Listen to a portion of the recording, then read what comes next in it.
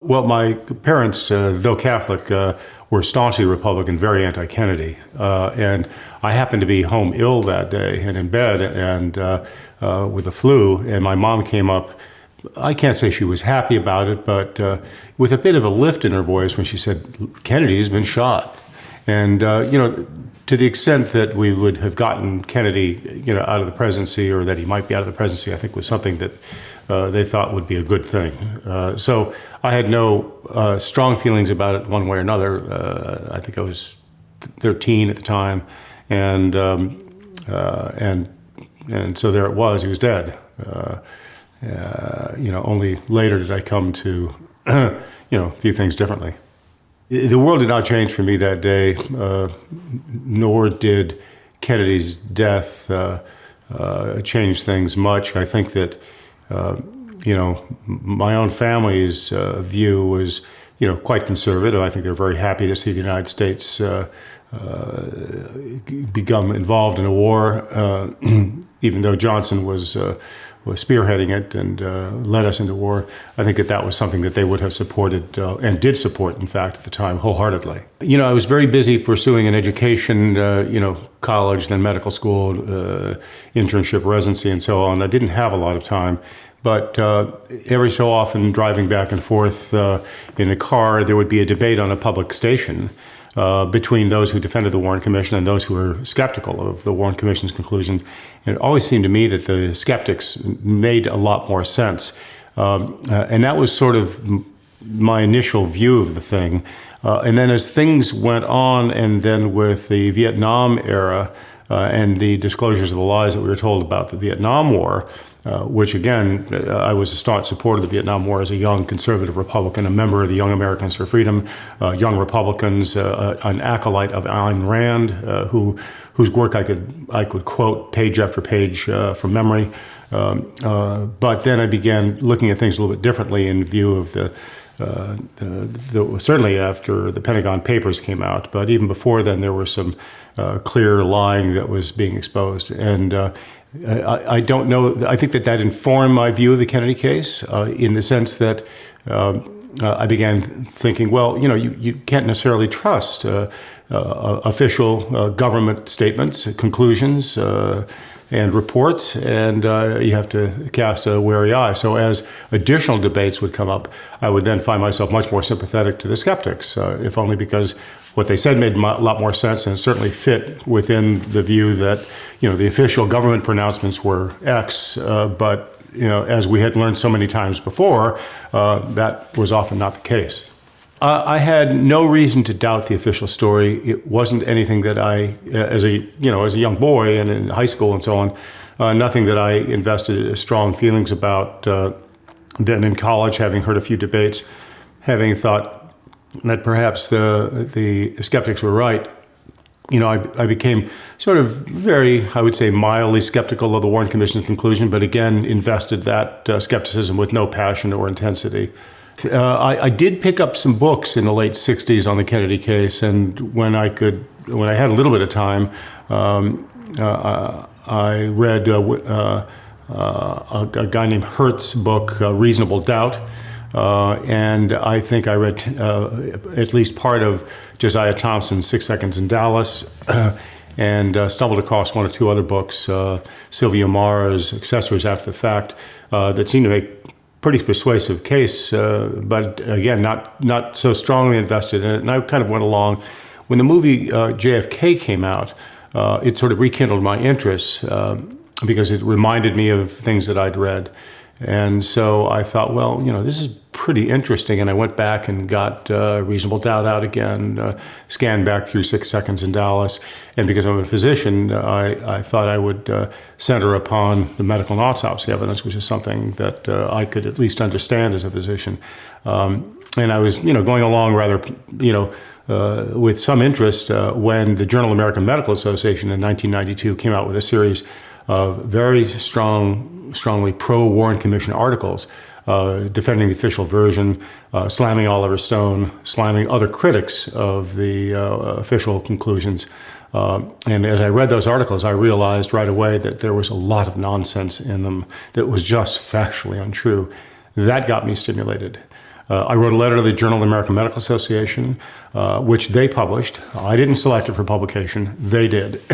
And it was a letter in response to statements made by the autopsy pathologists that were featured in interviews in the Journal of the American Medical Association. And they made a number of statements and claims which were dubious at best. So I wrote a letter raising questions about that. And my letter was published alongside, I think, 7 or 8 other letters. The autopsy doctors stonewalled every letter to the editor. Now, we didn't select our letters to be published. The editor thought that these were questions that the doctors should answer. And the canons of scientific discourse are such that in a peer-reviewed journal, when your colleagues write, have questions that the editor thinks are reasonable questions to answer, they are answered. When they were stonewalled, I said, wait a minute, there is something very wrong here. So I then became much more active, read much more deeply, and I think to some extent have mastered the medical and autopsy material to a reasonable extent, I think, and understand what the problems were.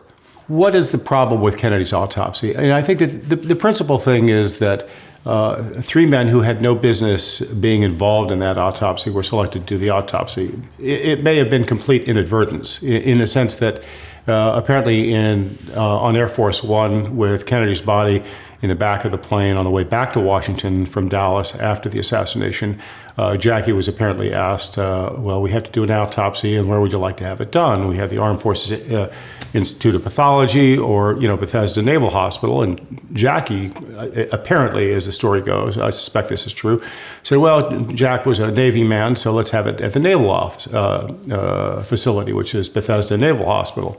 So they took the hospital there. They took the body there. Now, the Naval Hospital was not a trauma center. It was a place where they had perfectly competent pathologists, in fact, professor pathologists. They taught residents, and so they were quite qualified. But they were qualified in performing autopsies on natural death. You have a heart attack, you have a stroke, perhaps a brain tumor that kills you, bad lung disease, that sort of thing. Fine, they could do a perfectly adequate autopsy. But a forensic autopsy is a horse of a different color. And to do an autopsy on a victim of violence is quite different. Whether stabbing or gunshot deaths, those are deaths that have to be examined by people who are specifically trained in this. Those people would have made themselves immediately available. Any forensic pathologist in the world would have made themselves immediately available. But the president was brought there.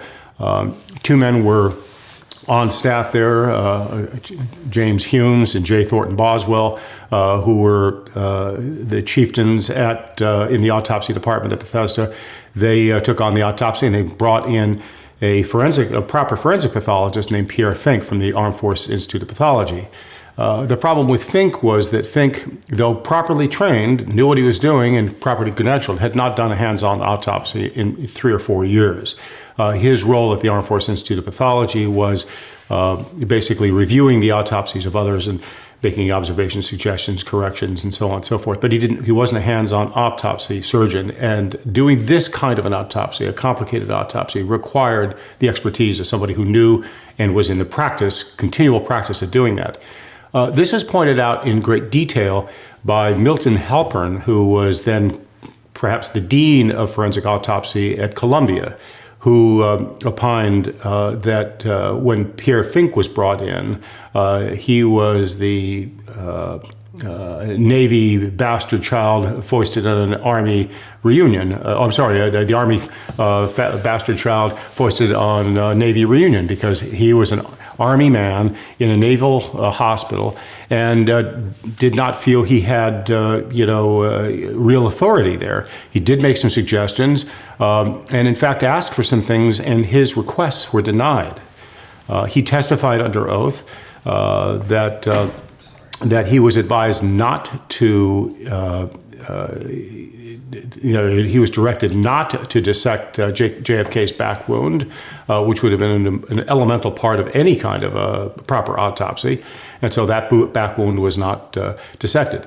that someone in the room, and he said an Army general, but he could not recall the fellow's name, told them that they could not dissect the back wound, that someone in the room who was not a proper autopsy doctor was telling them what they could and could not do, suggests to me that the control of the autopsy was not fully in the hands of the autopsy surgeons.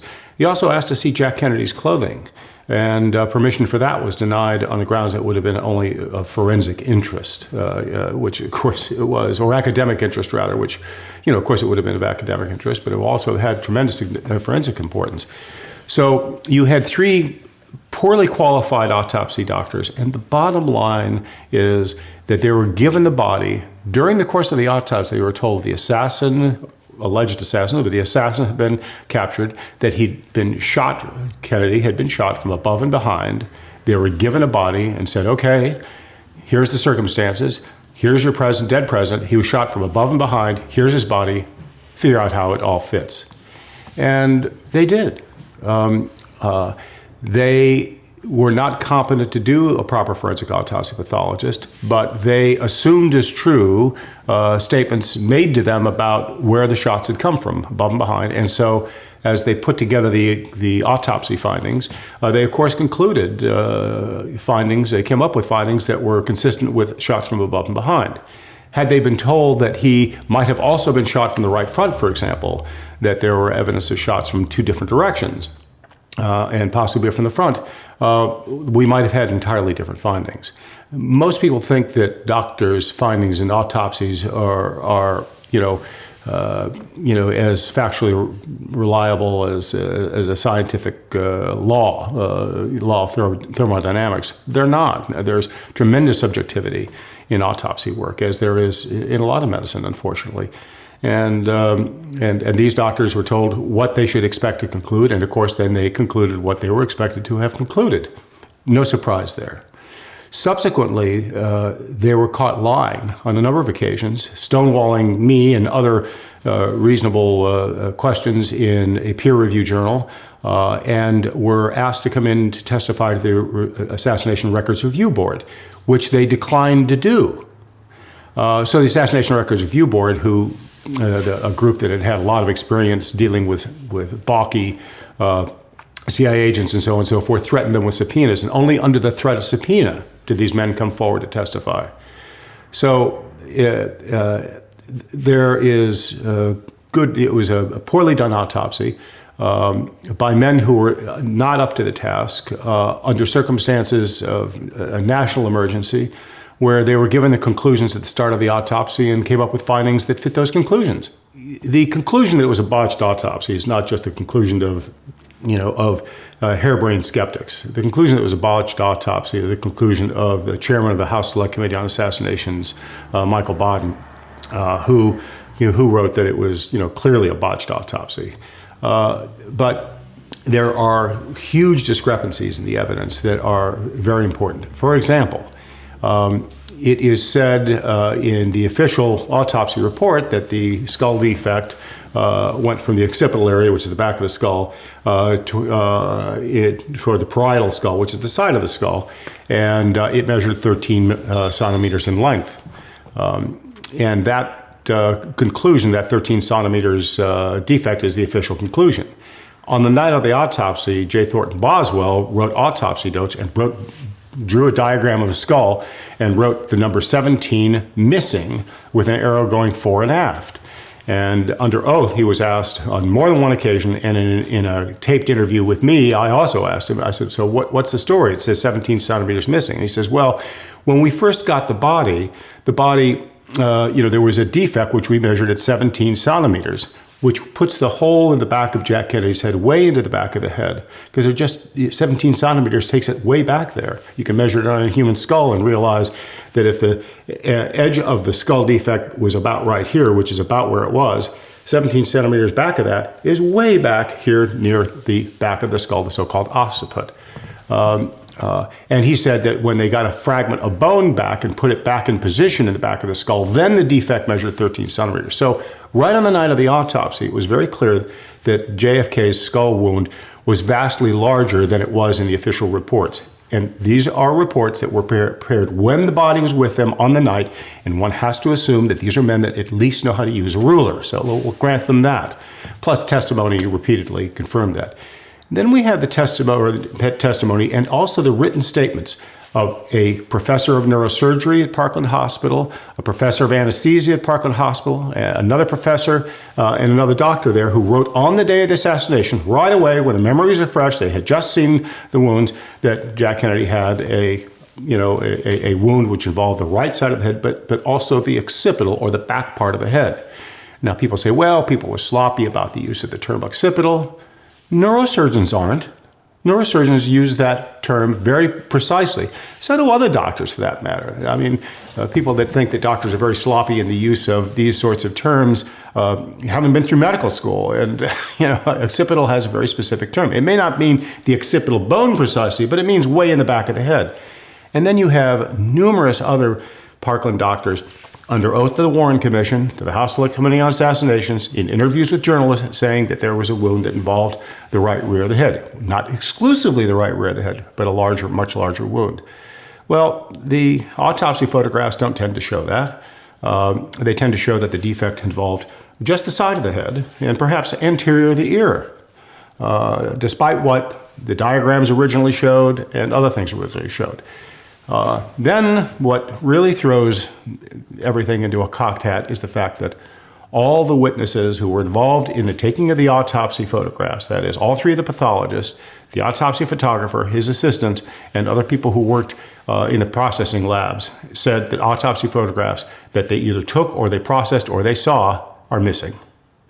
So, it appears likely that one can trust the autopsy doctor's original descriptions, large defect involving both the side and the rear of the head, the witnesses both at Parkland Hospital.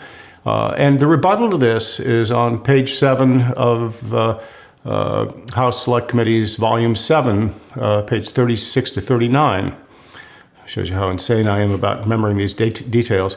But on those pages, it was written that because of the conflict between the Dallas doctor saying there was a defect in the rear of the head, they interviewed all those who were present at the autopsy.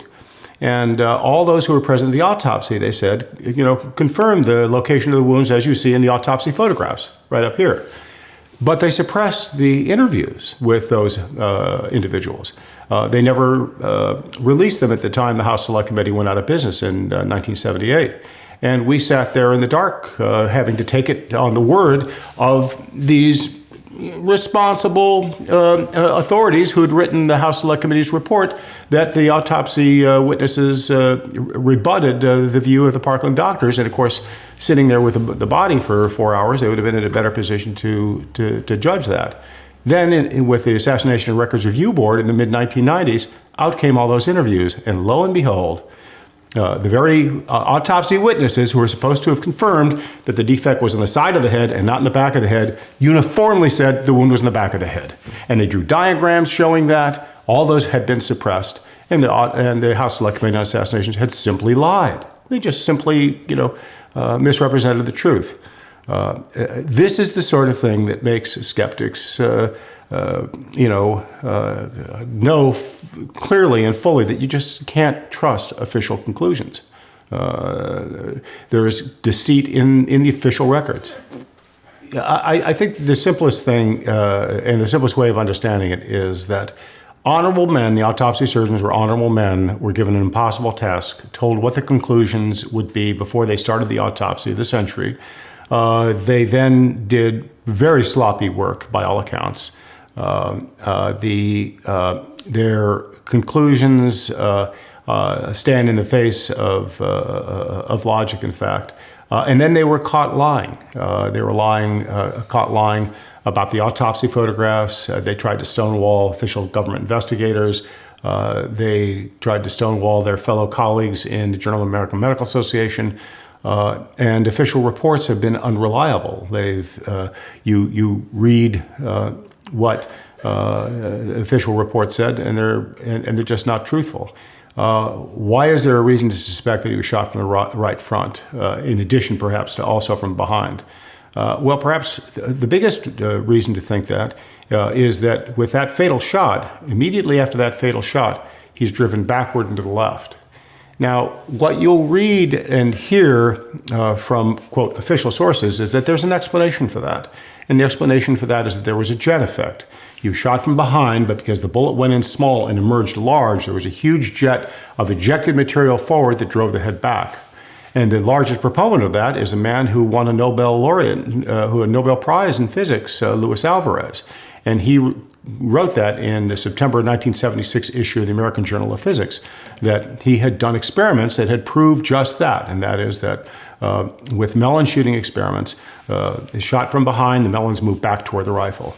And he reported that that if he had just cherry-picked his data and only reported results that confirmed the jet effect theory, that he could be criticized. But as they did the test, these are the results they found, and therefore he concluded that Kennedy was shot from above and behind, or at least from behind, driving the head backward. What we didn't know then, but we found out in the last year and a half or so, is that Luis Alvarez shot at a lot of things. He shot at coconuts, he shot at water bottles, he shot at pineapples. Everything he shot at flew away from him, except the melons. The melons are the only thing that he reported. And the melon shooting experiments were not analogous to Kennedy's situation for lots of reasons. A bullet will cut through a soft carapaced melon very, very easily, whereas a skull represents a much firmer resistance. So we basically also know that Luis Alvarez, Nobel laureate in physics, lied. But then the other explanation given for the rearward thrust of Kennedy's head was one advanced by a fellow named Larry Sturtevant, who's one of these experts who you will see on Nova Series and other places and wildly heralded as a great expert. He's been debunked on numerous occasions, but on the neuromuscular reaction theory, his idea is that he was hit in the head. It caused the brain to be shaken severely across, the whole head to be shaken, and there was an immediate neuro discharge from the brain down through the spinal column, which led to a reaction of all the nerves at once. And he showed goat shooting experiments that show that when a goat was shot in the head, that the back arms and the back arch backward. He showed a picture of the so-called Frank Capra fallen soldier image, where in 1936, a soldier in the Spanish-American War was shot in the head, and you see him marching backward after a shot in the head. And it turns out that all of this is nonsense. First of all, Frank Capra, the fallen soldier, which if anybody wants to Google that up, will see a picture of the image. It was not a shot of a man being shot of a head. It wasn't shot where the Frank Capra said it was. And the goat shooting experiments do show the upper arms arching backward and the legs arching backwards before the goat collapses. But that's not what you see in the Kennedy case. That's not what you see after Zapruder 313. What you see after Zapruder 313 is his head leading backwards and his body following limply. His head is being driven backwards and his body's following limply. Now people argue, well, a small caliber bullet doesn't have enough momentum to drive a skull backwards. That's probably true if you hit the skull at, through thin bone, say right in the middle of the temple. May well not be true if you hit the bone tangentially toward the top of the head. And if you hit the bone toward the top of the head, you will have to drive the bullet through, a tangent of bone, and that will represent a lot more resistance to the passage of the bullet, depositing a lot more momentum on the skull, and that certainly would be enough to drive that skull backwards. And that's what you see in the Kennedy case. So you have that as one thing. The other thing that you have is the X-rays show a pattern of fragments of bullets. And, if he had been shot low in the rear of the head, the way the Warren Commission said he was, you'd see bullet fragments down there. Now, the autopsy pathologist reported that, yes, there are a trail of bullet fragments down at the bottom of the skull that extend upward toward the external. And then later on, other reviewers said, well, the autopsy doctors got it wrong. The bullet actually entered a little higher, but there's a bullet trail to that higher entrance wound. Well, they're both nonsense. And it's not just my conclusion. I've seen the originals. But you'll find it even in books by others, as well as the House Select Committee's X-ray experts. The trail of fragments is right along the top of the skull. That's where the trail of fragments is, right up there near the top of the skull. So none of the official evidence hangs together. The official evidence is consistently been proven wrong. And yet you have article after article in the peer review literature coming out, defending the official version. And I've given a number of talks on junk science at JFK, and I defy people and ask them. I said, I will pay anyone. I will not asking for a bet. I will write them a check for $200 if they can show me one article in the peer review literature that has not been debunked. Because every peer review literature defending the official Warren Commission's conclusion that has not been debunked scientifically. I mean, not because some crackpot thinks it doesn't make any sense, but something which anyone who's reasonably sensible can determine. If you doubt the official version, the mainstream media, let's just take this back to 1964 with the publication of the Warren Report. Anthony Lewis, widely respected and much admired journalist of the New York Times, wrote in an introductory preface to the Warren Report published by Popular Press, Bantam Press or something, wrote that the Warren Commission released all the documents that it had assembled during its investigation, whether those documents agreed with their findings or not. They withheld the name of a few individuals, but that's it. It turns out that the Warren Commission withheld mountains of evidence from the public. By the time the review board, Assassination Records Review Board, came along and began declassifying evidence, there were still 30,000 pages of documents from the Warren Commission alone that were still being suppressed. So the press has been basically used by the government and very willingly go along, just as it did throughout most of the Vietnam War until the Pentagon Papers, just as it did in the run-up to the Iraq War. The press has always been on board with official conclusions. So the press has always wanted to depict anyone who is skeptical or critical of the Warren Commission as sort of, missing a screw, having a bit of a screw loose, and not very tightly wound. But in the New York Times, former Washington Post author Jefferson Morley, Norman Mailer, David Talbot, one other person, Anthony Summers, formerly of the BBC, gave a list of people who at one time or another had expressed severe doubts about this. And among those people are people like Lyndon Johnson, J. Edgar Hoover, numerous academics, and a whole host of people who are, including quite a number of officials, Bobby Kennedy, Ted Sorensen, and lots of other people who were not only quite knowledgeable, but also very fair-minded. But the mainstream media, has consistently, booted this story, as it does many stories for which there's strong official support one way, and they just can't be trusted any more than they could be trusted during most of the Vietnam War, just as they could not be trusted during the run-up to the Iraq War and for some time afterward. Okay, so who whacked Jack? Is the question. And, with mafia hits, somebody ends up, in the bottom of the ocean in a tin drum, and he had crossed the mafia, or he was a mafioso himself who had apparently been on the wrong side of things. You can never prove that the mafia did it. Just can't do it. I mean, these are hits that are done, on a need-to-know basis by a small group of people, and those people are sworn to secrecy, and you never hear about how it went down. In the Kennedy case, the very simple way of looking at the Kennedy case is that the culprit that they named was Lee Harvey Oswald, a radical communist, anti-American, leftist communist. But this is a guy who had worked at a CIA U-2 spy base as a radar operator. He knew when our planes were flying, our U-2 spy planes, their destinations, altitudes. He knew a lot of the codes. He then defects to Russia. He's there for 20 months, goes into the American embassy and promises to turn over state secrets at the height of the Cold War. He's there for 20 months, returns with a Russian wife, and among whose family members a KGB agent, her uncle, I think it was, and he returns from at the height of the Cold War, and he's not arrested. Who's he working for? He then becomes very active in pro-Castro politics, theoretically. but he is seen at anti-Castro events by credible sources, historians, and so forth. He's physically seen there.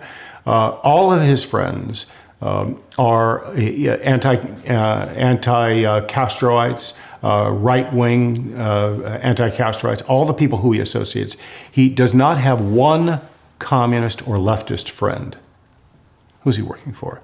Now, we know, especially now in the advent of this recent information from Snowden and Julian Assange and so on and so forth, and from the COINTEL program, that our own government, has agents provocateurs and have always used agents provocateurs. Apparently are still using them to this day. People who penetrate leftist or anti-American or whatever they want to call some kind of dissident movement to try to discredit that movement. And I think that the easiest way to look at Oswald is to see that he was one of those kinds of people. He was low level, not stupid. He learned to speak Russian, so he was not that stupid, and had himself completely surrounded with anti-Castroites, right-wing anti-Castroites, and yet posed as a pro-Castro for the purposes of discrediting the pro-Castro movement.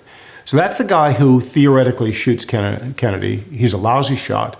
And then in the aftermath of that, the man who was put in charge, basically, even though it was given to the Chief Justice of the Supreme Court, Earl Warren, the man who was most active on the Warren report was Allen Dulles, former head of the CIA, who Jack Kennedy had fired and who really hated Jack Kennedy. So you have a situation where a guy who is a probable CIA low-level worker bee, Oswald, is set up as an assassin. He then is shortly, just in mafia style, you set up assassin to take the blame, and then you kill the assassin Patsy, and case is closed. And that's how it's closed. And how is it closed? With a full force of J. Edgar Hoover, who hated Kennedy, and Allen Dulles. Two men notoriously corrupt and dishonest. So who killed him? We're never going to know who actually pulled the trigger, I'm sure. Who covered it up? J. Edgar Hoover, on the day of the assassination, within 2 hours of Oswald's arrest, was announcing that Oswald had done it and done it alone. How could he have known that Oswald did not have Confederates who were still at large? How could he have known that there was not a larger, involvement, or at least some involvement by other people? But that was the conclusion they were going to reach. And there's numerous sworn testimony to the fact that the FBI intimidated witnesses, including presidential assistants, to stick right with the official version that it was going to be Oswald did it and Oswald did it alone. Numerous leads were missed. Now, these aren't just the conclusions of crackpot conspiracy theorists that the FBI bungled the investigation for the Warren Commission. This is the conclusion of the Church Committee that didn't investigate whether they were a conspiracy or not, just investigated the Warren Commission work and said they did a lousy job of it and reached pre-drawn conclusions and pursued only pre-drawn conclusions. The House Select Committee on Assassinations, again, these are official government investigators. If anything, they would want to rubber stamp work of a prior government investigation like the Warren Commission, but they were scathing in their critiques. You will not hear that in the mainstream media. The mainstream media is totally silent about the fact that subsequent government investigators, to say nothing about independent investigators, because they're all crazy crackpots, but members of the House Select Committee on Assassinations and the Church Committee were scathing in their criticisms of the Warren Commission's investigation. So of course they reached the conclusions they wanted. The cover-up was preordained. It was determined that was going to be what the official verdict was, and anyone who doesn't go along with that is crazy, or at least that's how they're depicted. Who is likely to have wanted Kennedy dead? I mean, I think that's a good way of putting it. And I think that you'd have to say the CIA, but perhaps also the military as well. And the mafia was no big friend of his, which is, where Jack Ruby, who killed Oswald, comes into it. Jack Ruby, people say, well, he was such a strong patriot, he didn't want Jackie to have to testify in court against Lee Harvey Oswald. What a bunch of hooey. I mean, Jack Ruby was, hung out with prostitutes, and he was sort of a semi-pimp. He ran strip clubs. He had known mafia ties, which the Warren Commission missed. This great august investigation missed the fact that Jack Ruby was known mafioso. And the mafia and the CIA had worked together then as they do now. They'd had long ties together, certainly in anti-Castro plotting and other things. The CIA and the mafia worked together, and the military didn't want Kennedy as president. So why? What made them so mad? I think very simple. Kennedy came into the White House in 1961. The Bay of Pigs invasion had been planned under the Eisenhower administration and had been cleared by all levels of government. Kennedy came in. He was immediately skeptical of this plan, the Bay of Pigs invasion, but he was the youngest member of senior levels of government, and everybody else assured him that it was a great plan. It was going to work just like how we had toppled Guatemala's democracy in 1954, and that, let's go ahead with this. And so Kennedy, reluctantly went along with it. And then when these men were pinned down at the beach, and why were they pinned down at the beach? Because the CIA had let the Russians know the date of the invasion. That only came out in the last 10 years or so. But Kennedy probably figured out that the Cubans knew we were coming. And the whole idea, as many people have now concluded, was for the Bay of Pigs invasion never to have worked, but to force Kennedy's hand to mount an invasion. So on the night of the invasion, when the invasionary forces of expat Cubans and a known mafioso, Santos Traficante, are stuck on the beaches at the Bay of Pigs, the military approached Kennedy and said, well, listen, we just happen to have some ships offshore. Would you approve, more air cover and a greater assault? And Kennedy said no, and they were flabbergasted. You won't? But he said, Kennedy said, look, you guys told me that America's hand would not show in this. These are going to be expat Cubans reclaiming their country. No, you can't have military support, and I'm not going to extend any kind of military bombing. And they were furious. This is a CIA plan. They were furious. Not long after that, Kennedy decapitated the CIA, fired Allen Dulles, fired Richard Bissell, fired some of the top leadership, and said that he'd like to break the CIA into 1,000 pieces and scatter it into the wind. They were furious. Carry forward into 1962, and whenever I tell people this story, thank God for the internet, they can look it up themselves. The military now presented Kennedy with a plan, because the military was still bucking for a fight with Cuba, and so they came up with this plan to commit acts of terrorism on Americans in support of, and blame it on the Cubans for war. Kennedy said, you can't do that. Sorry, you're not going to do that. It's Operation Northwoods. So Kennedy refused Operation Northwoods. America's military's plan to commit acts of terrorism on Americans and blame for Cuba as a pretext for war. Carry further into 1962, and he's pushing for a nuclear test ban treaty. And the Pentagon's furious at that. And then we get into the Cuban Missile Crisis in October 1962. And the military and all the senior leaders were hoping that Kennedy would approve bombing the then extant missile sites and sending in a flotilla of ships. Kennedy wouldn't do that. And then finally in 1963, Kennedy was telling people privately, anybody who was willing to listen, that once he got reelected, he was going to back out of Vietnam and he was not going to commit forces of the United States to a land war in Asia. So he had infuriated them with the Bay of Pigs. He infuriated them by not approving Operation Northwoods. He infuriated them with the nuclear test ban treaty, which was ultimately successfully passed. He infuriated them during the Cuban Missile Crisis, and he was not going to let them have their war. Well, okay. Next. We need somebody in here who can be a little bit more amenable to America's preferences here, its military, industrial, intelligence preferences, and so that's where I think the real power lay. And you'd have to, if the mafia killed Jack Kennedy, as some critics have suggested, Robert Blakey, the former lead investigator for the House Select Committee on Assassinations, lays the blame on the mafia. Well, that's very well and good. Certainly we can see some, with Jack Ruby and a few other things, and lots of threats against Kennedy by known mafiosos being recorded by the FBI, which of course were withheld from Kennedy. He never knew about them then. And withheld also from the Warren Commission. You could blame them a little bit. But could they have mastered the investigations afterward? Could they have controlled the Warren Commission? Could they have controlled subsequent investigations? I don't think so. Now, the government had to be involved in that, or at least powerful individuals in the government. So it was a very small and need-to-know basis. Very, very few people were ever allowed the intimate details, I'm sure. Kennedy was taken out, and anyone who doubts the official statements of the U.S. government is crazy. Well, there have been a lot of crazy people that have been proven to be right, and not only about the Kennedy case, but a whole host of things, dirty wars in Latin America, Vietnam, the Iraq War, the list goes on.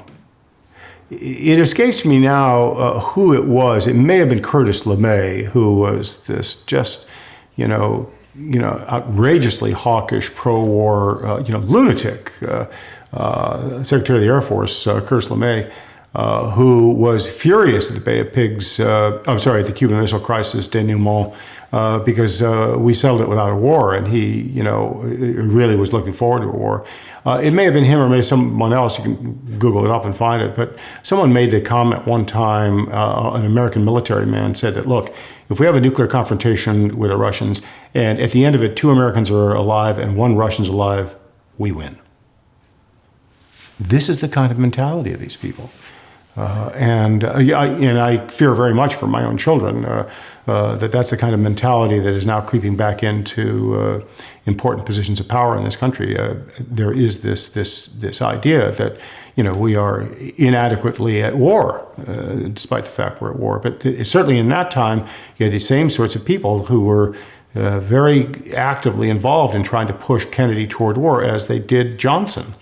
Johnson is reported to have said, look, just make sure I'm reelected. You can have your war, your damn war, which, of course, he was reelected and they had their war. And Johnson, for his part, while he was campaigning as an anti-war president, was secretly ordering the escalation of the war. And after the Gulf of Tonkin incident, private recordings show him talking to his military, saying, look, I know you guys have been going up and down Vietnam trying to get a war going, and I know you guys have been pulling lots of stunts here. They withheld all that from him. These are the Op Plan 34A raids, which the U.S. was conducting raids along the North Vietnamese coast, hoping that they could elicit the North Vietnamese to fire on them. And by themselves firing at military and radar installations on North Vietnam's coast. The United States had been spoiling for a war with Vietnam, really trying to get a war for Vietnam. And finally, on this bogus pretext, August 4th, 1964, Gulf of Tonkin attack, which never occurred, our then Secretary of State McNamara marched into the Senate and said we'd been attacked without provocation, very indignantly and self-righteously and totally hypocritically, and got the resolution passed, which, by the way, had been written well before that. That resolution was just sitting there on the hopper waiting to go. Finally, they had their pretext. They marched into Senate and got them to rubber stamp a approval for war. Off we went to war. I think it was I.F. Stone or some journalist, maybe George Seldes, who once said, all governments lie. And they do. I mean, let's just face it. That's what they do. McNamara tells stories about how they were, Dan Ellsberg, when he was working under McNamara, tells stories about when some report would come out, they'd rush around trying to figure out what lie to tell the public. They always lie. Okay. About the CIA and its possible involvement with the Kennedy assassination, and certainly with its cover-up. The CIA, incidentally, has been stonewalling the release of documents right from day one. They have all withheld lots and lots of documents and have disappeared documents, no doubt about that. Destroyed documents and that sort of thing. But there's been this unholy alliance between the CIA and our media for a long time. Anyone who has an interest can Google up the brilliant 25,000-word essay by Carl Bernstein called The CIA and the Media. And you'll find that a lot of people in high levels of media have had long-term affiliations with people in the CIA. They went to school together. A lot of people who are very successful at high levels in the media went to the Ivies or Stanford or Berkeley or University of Chicago, whatnot, and then go on into the media. And some of their colleagues go on into the CIA, and they're all friends together. And so when controversies occur, their friends call up their old buddies at the CIA and say, well, what's the truth about this? And they'll tell them a lie. And they say, well, this is my old buddy from my fraternity days at Yale. He wouldn't lie to me. And so it goes. These things are then carried out, and lies are told. The CIA and the media have worked together for a long time. You can't, the media, constantly lies to the public and uses the mainstream media as its conduit. My own view is one that I think was shaped by a very interesting book by James Galbraith called Predator State.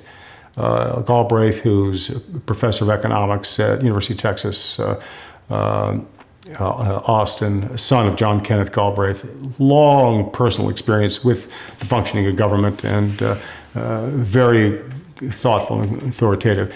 He basically says that powerful individuals and corporations have got control of the government and use that power for the benefit of powerful corporations and powerful and private individuals, wealthy, powerful private individuals.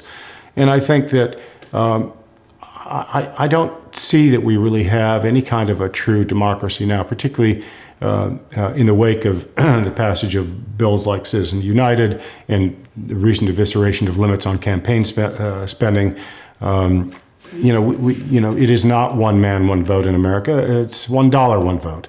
And so there's a very strong connection between powerful corporate interests, and those corporate interests are generally served by the Central Intelligence Agency. When we toppled the democracy in Iran in '54, that of Guatemala's Iran in '53, that of Guatemala's in '54, Chile's democracy in 1973. You can say that we did somewhat the same thing in Greece, meddled in the politics of Italy to the detriment of their democracy, and El Salvador, on and on and on. Typically what was being served here were the corporate interests of Americans. And anyone who realized this goes way back, General Smedley Butler, the most decorated Marine in U.S. history, came late in life to realize that he had not been out fighting to defend the ideals for which America stood. He had been out fighting valiantly, right on the field with his own men, not sitting up with a bird's eye view from 800 yards away from the action. He was there on the field. He later came to realize that he actually was a collection agent for Wall Street. And I think that one can view that in very much the same way.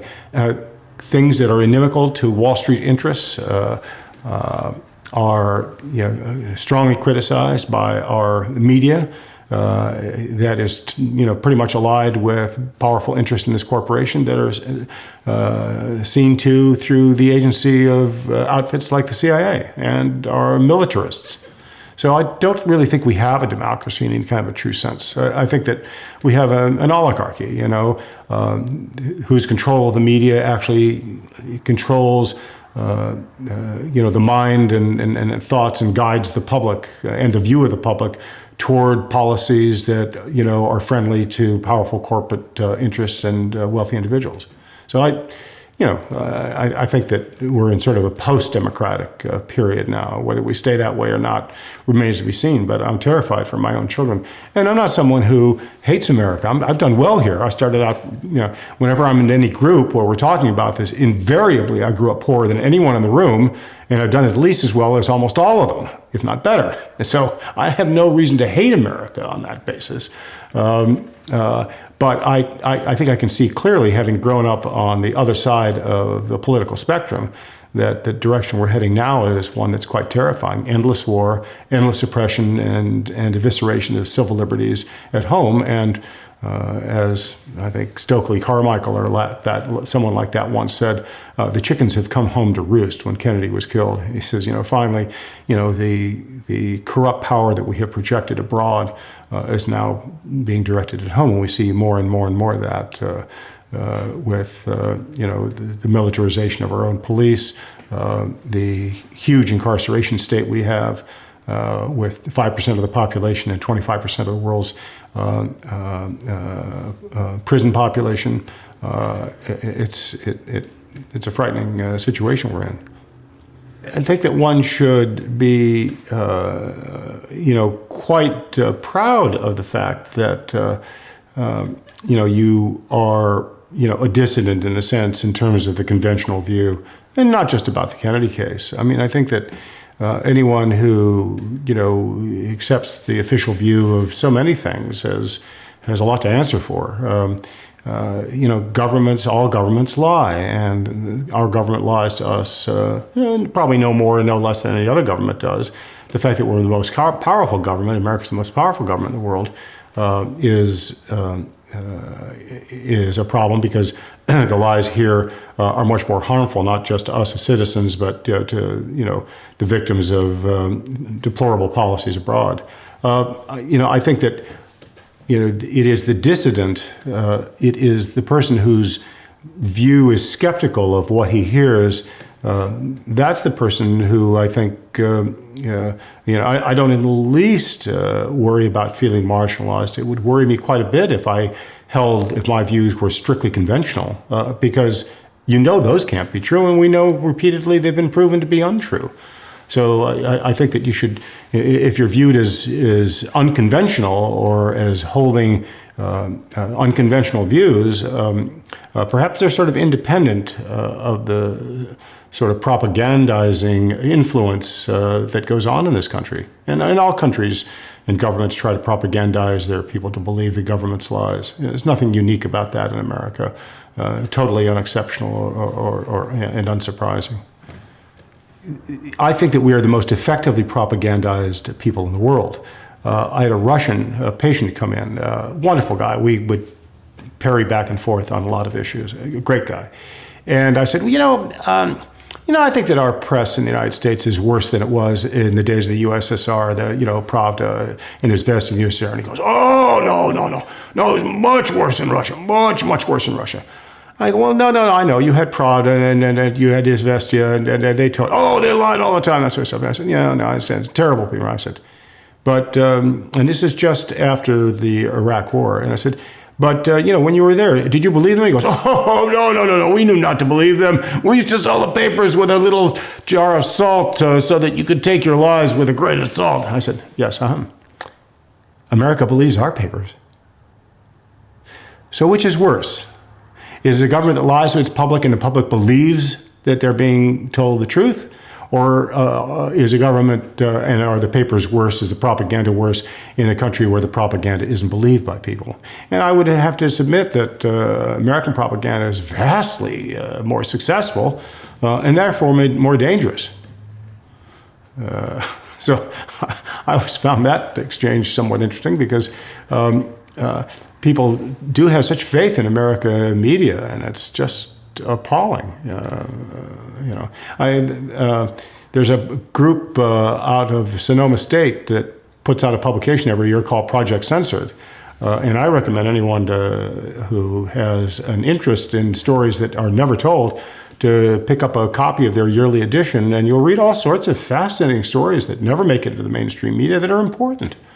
Because some editor somewhere who's, buddy perhaps, he's in the CIA or God knows what, but has some strong official connections, objects. And this goes way back, by the way. David Halberstam was publishing the New York Times in Vietnam in 1963 and 64. In any case, he was basically publishing quite skeptically about what he was being told by our Pentagon in Vietnam, and it infuriated the military, infuriated them. So they got a hold of a New York Times editor and said, listen, get rid of this guy, would you? I mean, because he was actually telling people the truth. Sure enough, New York Times put his tail between its legs, yanked David Halberstam out of Vietnam, and put some sycophant, government sycophant in there to report for the independent August New York Times, which then reported as, gospel truth all the lies the Pentagon was saying throughout the war, which then the New York Times basically, genuflected, bowed. Yes, they did finally publish the Pentagon Papers. And of course, for the crime of telling the public what the government was doing in our name and with our tax dollars, and being honest for a change, the New York Times is accused by many conservatives of being treasonous, as was Daniel Ellsberg. One can see the division most clearly, perhaps, along left-right lines, in the sense that it tends to be conservatives who are most critical. If the government wants to provide health care to the poor or food stamps, why they don't like, government meddling, and that's something they really hate. But the minute the military opens its mouth about anything, conservatives are the first to, sign on as having heard gospel truth from them. And you'll find, for example, the staunch Warren loyalist, a guy named John McAdams, an associate professor of political science at Marquette. And I found he has a little blog at Marquette that he runs, and I found a commentary by him that I think encapsulates the difference. He's a staunch defender of the Warren Commission, and you'll find him quoting favorably a comment by Lynn Cheney 6 years ago, or 5-6 years ago, in which Lynn Cheney talks about how America has always been the country that has done the world the most good and has been the most honorable and has been, basically the last best hope for mankind. And he proves this with great, this complete nonsense. I mean, this is a commentary that totally ignores the genocide of Native Americans, the extension of slavery in the United States until the middle of the latter part of the 1800s, when most countries have gotten rid of it by 1800. It's a commentary that completely ignores the fact that we killed 4 million people in Southeast Asia on the basis of lies, the dirty wars in Latin America. This is one that basically champions this sort of mythic, pure view of America's exceptional goodness, honesty, and commitment to human rights, which those of us who believe strongly that those are things one ought to be committed to know that the United States has failed to live up to those and has in fact thwarted those repeatedly. But it is the conservative mindset that embraces that idea that the United States is the last best hope for mankind and cherishes and abides those ideals. In the Kennedy case, it is the conservative mindset that wants to believe that our government told us the truth and that it can be trusted. And that's the difference between the skeptics, who I think see the government perhaps a little bit more realistically, and that is the Kennedy case fits a pattern of government deceit, one that has been proven time and time again, not only in the Kennedy case, but throughout numerous scandals and atrocities that have gone on. Most recently, the torture scandals, which have then also been underreported. We hear about a couple of people dying in captivity. Google it up. At least 100 people died in detention, American detention. You don't talk about those. Oh, well, maybe got a little out of hand with 1 or 2 people, and a couple of people inadvertently died. Gee, that's too bad. Bad stuff happens, unfortunately, at a time of war. Nonsense. We killed more than 100 people. And you can't get conservatives to even believe that. They won't believe the government documents if they speak ill of the country they love. The vast majority of Americans are good, honest, honorable people. And I think that everyone, not just Americans, wants to believe that their government is a good, honest, honorable government, just as they are good, honest, honorable people. And, I don't even think it's necessarily a fatuous conceit that they see their government as being trustworthy and honorable. I think it's just a natural inclination to want to believe that that's true, to believe that you stand for the right, to believe that all the ideals to which we are constantly trumpeting about and blaring about are ideals that we actually abide and pursue. They want to believe that. So it's very difficult to get people to understand that the ideals that their country is constantly bleating about, constantly trumpeting, are ideals that are observed in the breach. They just simply don't want to do that. And so when reports come out that prove that they are in the breach, and I can tell this from my own conservative family members, sisters and my brother, they just will not believe it. And they won't look at the declassified documents, that confirm it. They just refuse. They just, I was busy and that sort of stuff. And, and this is on numerous subjects.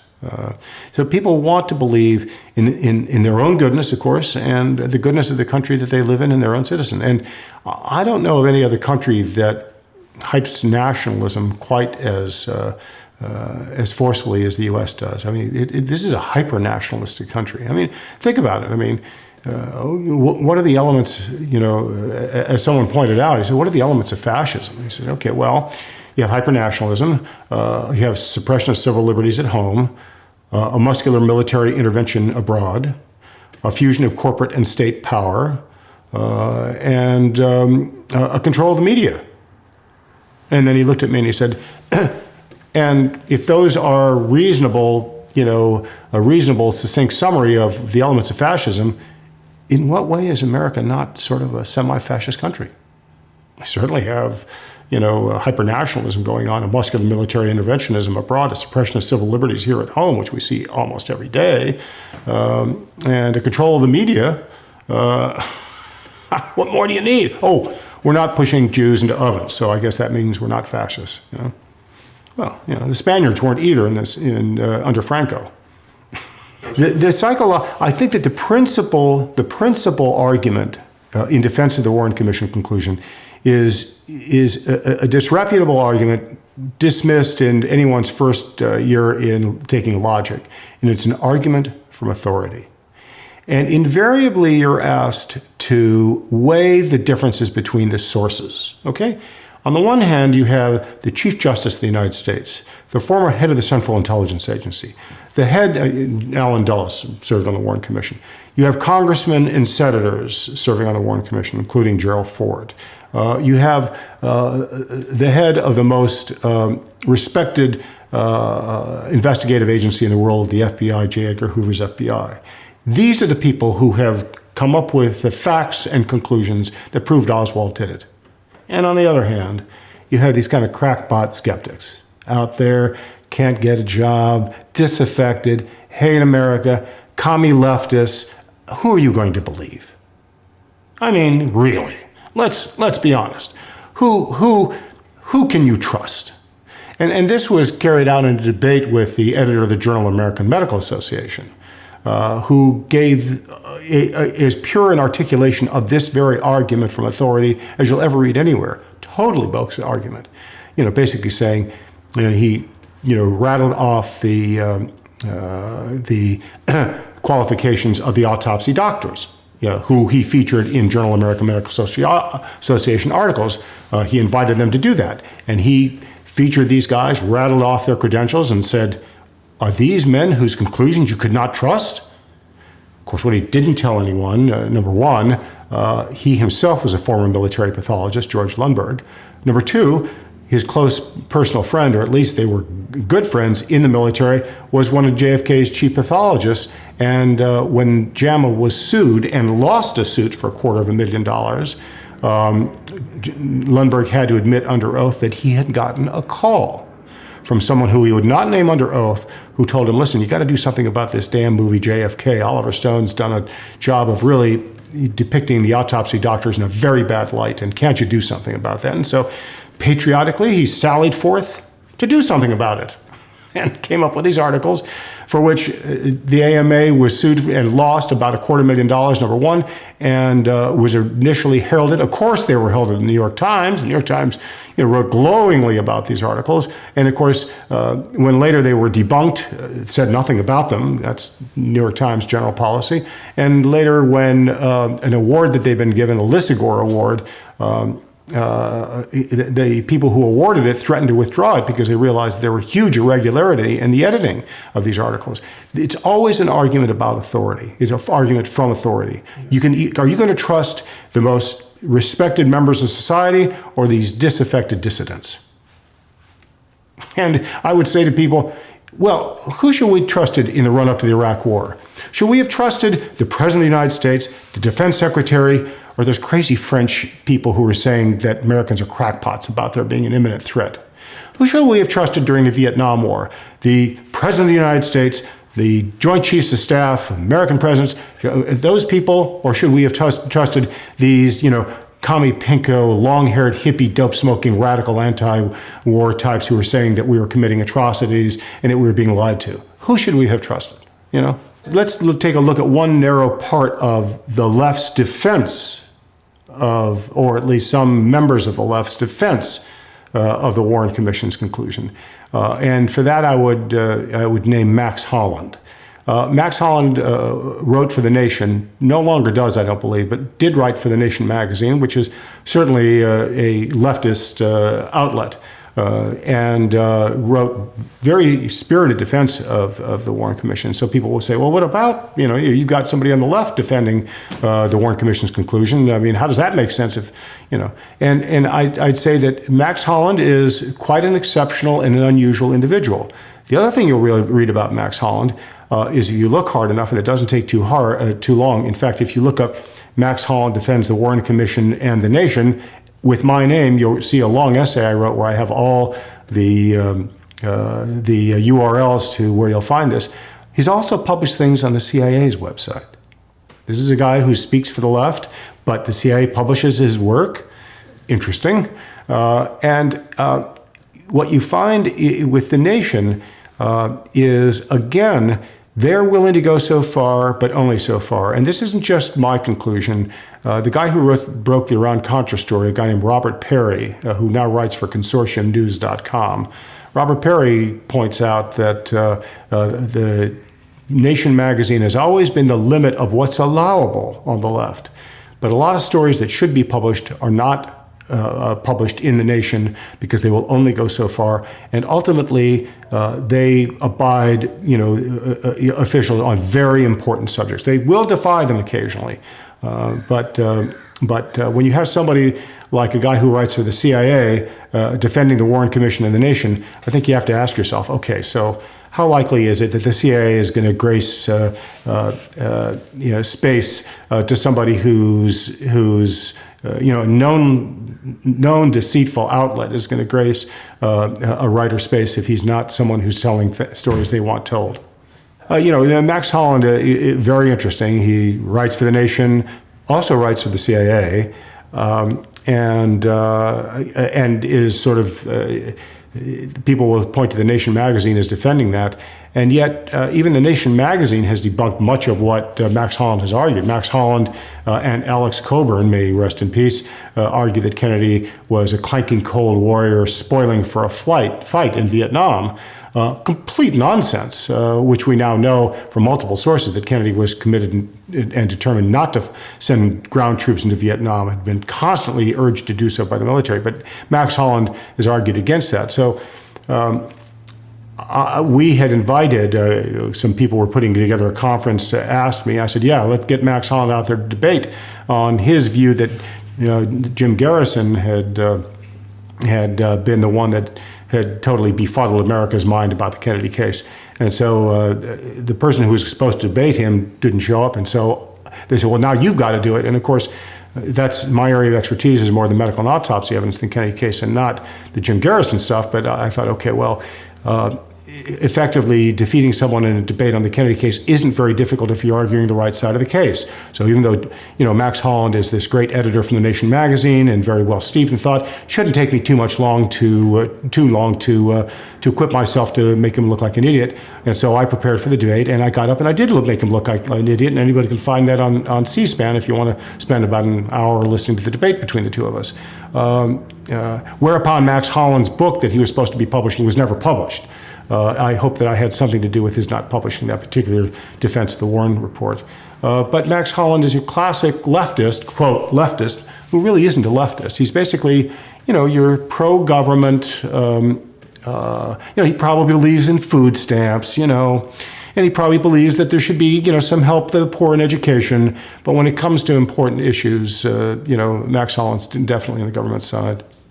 And this is the fallback position that Max Holland and other defenders of the Warren Commission will make. They'll say, well, look, in that very tense time in the aftermath of Kennedy's death, when there was a question about whether there might be a conspiracy and we might have feared Armageddon, there was an honest and an honorable attempt through the Warren Commission to investigate the assassination, but they kept a few little secrets, and there were clearly some imperfections in their investigation that can be explained on the basis of they're basically trying to hide anti-Castro plotting and a few other plots that were then ongoing intelligence operations.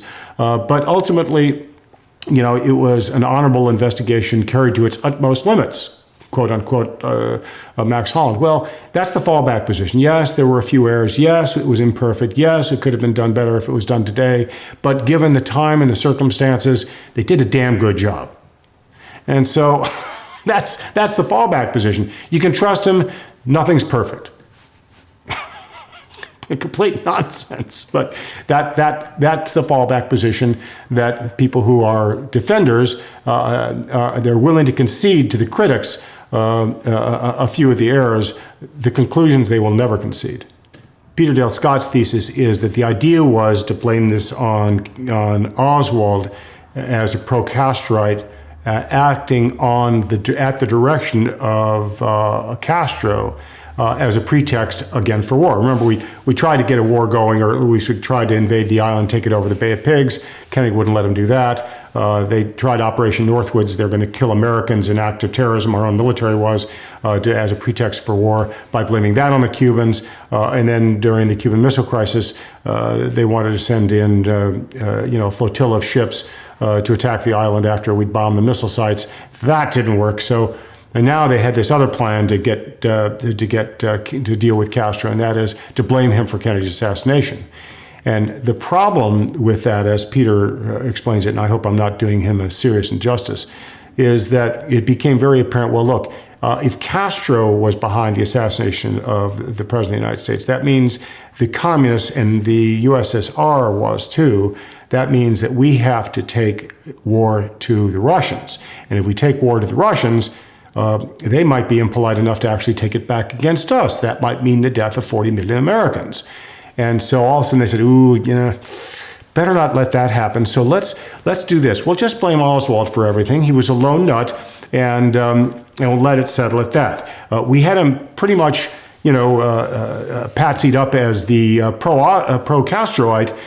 We need to downplay that part of his thinking in the assassination to make certain that no other potential Confederates at large, because there were false reports of his receiving cash from pro-Castroites in Mexico City. Those were all debunked later on.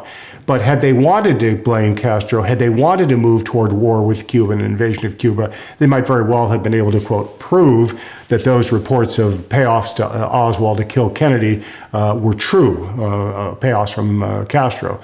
So it then became very fearful. So now we had to convince the world and Earl Warren that Castro was a lone nut and that there was no conspiracy. And so they went and approached Justice Warren and said, well, now look, if the American public thinks that there was a conspiracy and that the Russians had a hand in this with the Cubans and that sort of stuff, that could mean World War III and 40 million Americans dead. Do you want that on your conscience, or will you help us work this? And of course, then Earl Warren went in on this. But you see this sort of framing ahead of time of what the conclusions you want to be is absolutely typical of everything in the Kennedy case. Whether it's that there was no conspiracy right from within 24 or 48 hours of the assassination to the autopsy, to the reinvestigation of the autopsy. And I'll tell a little story about that. So the autopsy in the mid-1960s was coming under some criticism because, after all, only government officials had seen the autopsy photographs and x-rays. So a man who I think is honorable, Ramsey Clark, said that he would like to get a panel going to independently investigate the medical and autopsy evidence, because some questions were being raised about it by Jim Garrison, among others, but also writers at the time, Mark Lane and so on and so forth. So they established the so-called Clark panel. And the Clark panel consisted of a world-renowned authorities, a forensic pathologist named Russell Fisher, the pathologist of the state of Maryland, chief pathologist of the state of Maryland, Russell Morgan, other people, who was a chief radiologist at Johns Hopkins, world-class authority. They brought them together to look at the medical and autopsy evidence. But Russell Fisher let the cat out of the bag in an article he wrote in a journal. And he said that he had gotten a call from Ramsey Clark. And Ramsey Clark had been very disturbed by some material he'd read in the galley proofs of a then unpublished book by Tink Thompson, 6 Seconds in Dallas. And he said there's some junk in here, obviously anti-Warren Commission, pro-conspiracy junk in here, and would he please look at the autopsy evidence to help us deal with this junk that is in Josiah Thompson's upcoming book. And so Russell Fisher went in to look at the autopsy photograph, knowing what was wanted of him. And then when you look at the report that he came up with, you see that he makes error after error after error after error. These aren't errors that require an MD like I have or require you to be a forensic pathologist to understand. Anyone with a reasonable education who's willing to read can see that they're blatant errors, and error tends to be random, but all these errors fall in one simple direction, in the anti-conspiracy direction. I have a long essay called How 5 Investigations into JFK's Medical and Autopsy Evidence Got It Wrong, and you can read all about them there. And don't take my word for the errors. Read the report, which I have links to, and then read the evidence on which it was amazing. And then you see that in all the subsequent investigations. They're all error-ridden, not subtle errors, not ones that require, my 12 years of training or anything like that to understand. There are errors that are obvious to anyone who reads it fairly, and yet they all, even though error is supposed to be random, all these errors just somehow happen to fall in an anti-conspiracy direction. Well, they'll fall in the anti-conspiracy direction because as Russell Fisher knew what his job was going into the job, just as the autopsy pathologists knew what their job was going into the job, just as the Warren commissioners knew what their job was going into their work, people knew what conclusions they had to derive at the end of the day and when they were done with their work. One way of thinking about this is that the American public has been terribly misled and misgoverned for a very, very long time. But I think it was a pivotal departure from bad governance when the President of the United States is shot down in the streets of a major American city, perhaps with the complicity of some small, powerful elements in the US government, and then that assassination is covered up and by the government. That seems to me to be a watershed event. That is an event after which, if the government can get away with it, and it appears like it has, signals a real departure from accountable governance and from responsible governance. And I find it interesting from an intellectual standpoint, and also from a psychological and psychoanalytic standpoint, to see how it is, how willing people are to believe, sort of self-aggrandizing lies about how they should trust their government, about how they should trust what they're told, and how the power of people's own patriotism and willingness to suspend disbelief encourages the sort of corrupt practices that now seem to be obvious to all of us. I think that were a true accounting and a true and honest account of the fact that Kennedy was not killed by a lone assassin,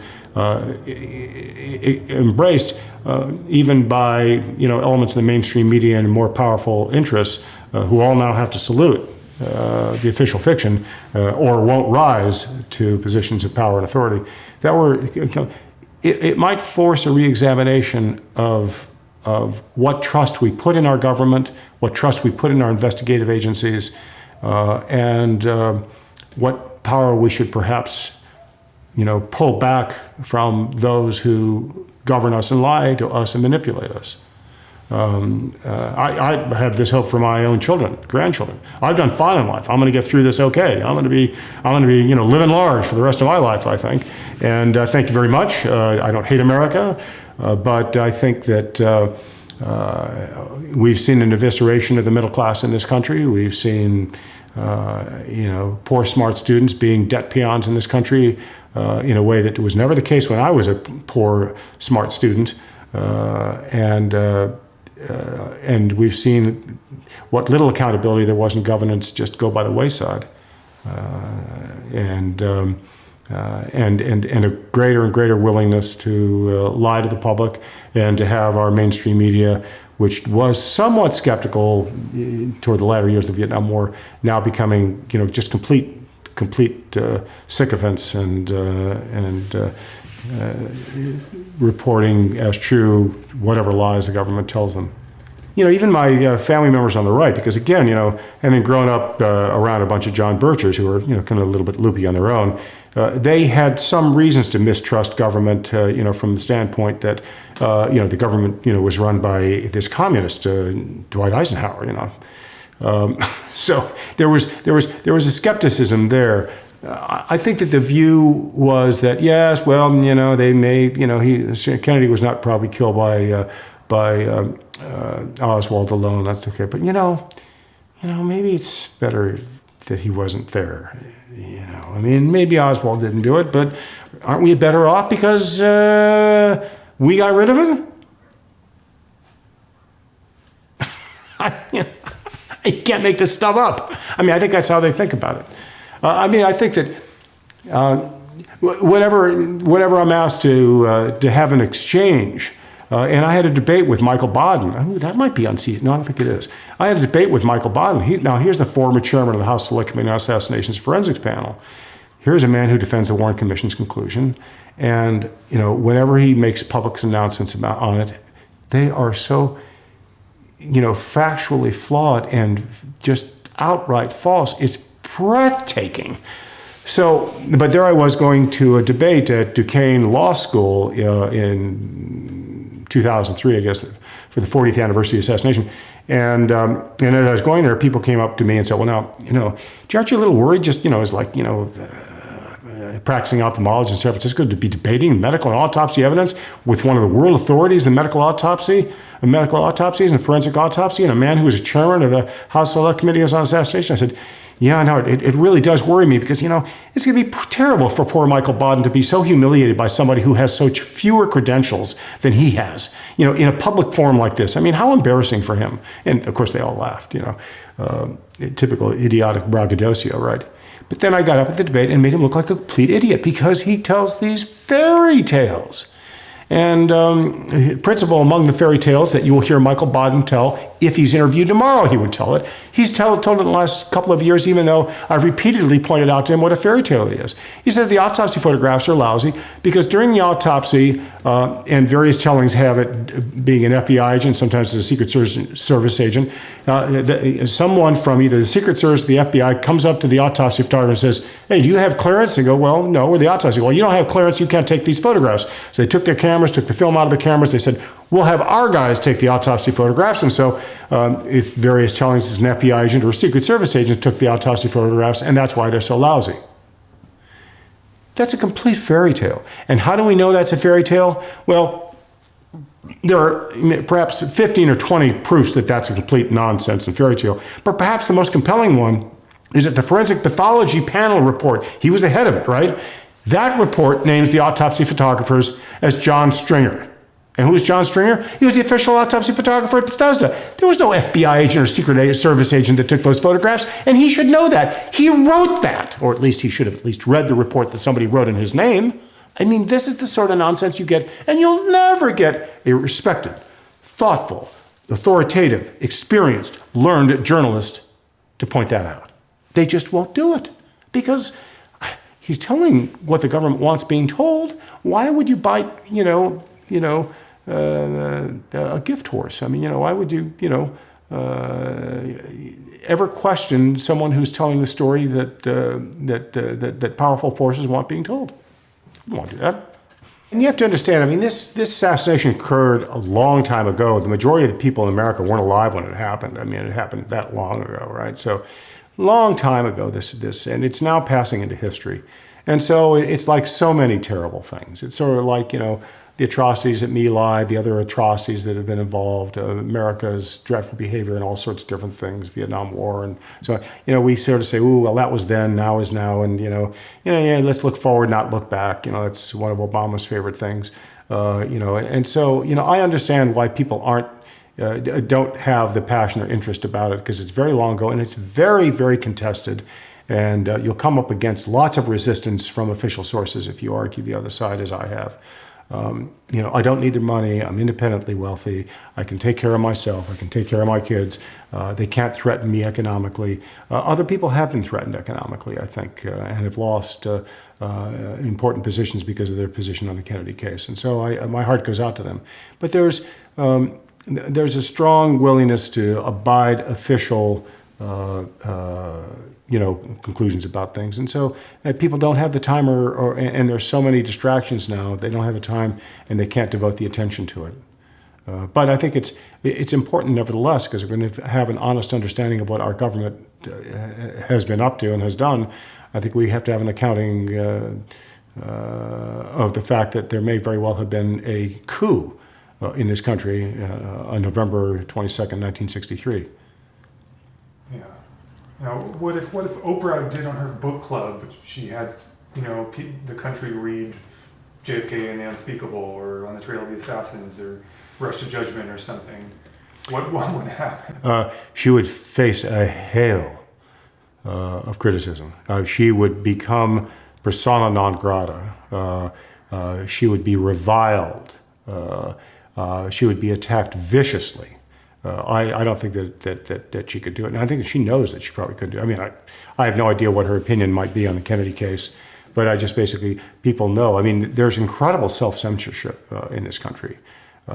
Journalists that tell really important stories the government doesn't want being told are destroyed for it.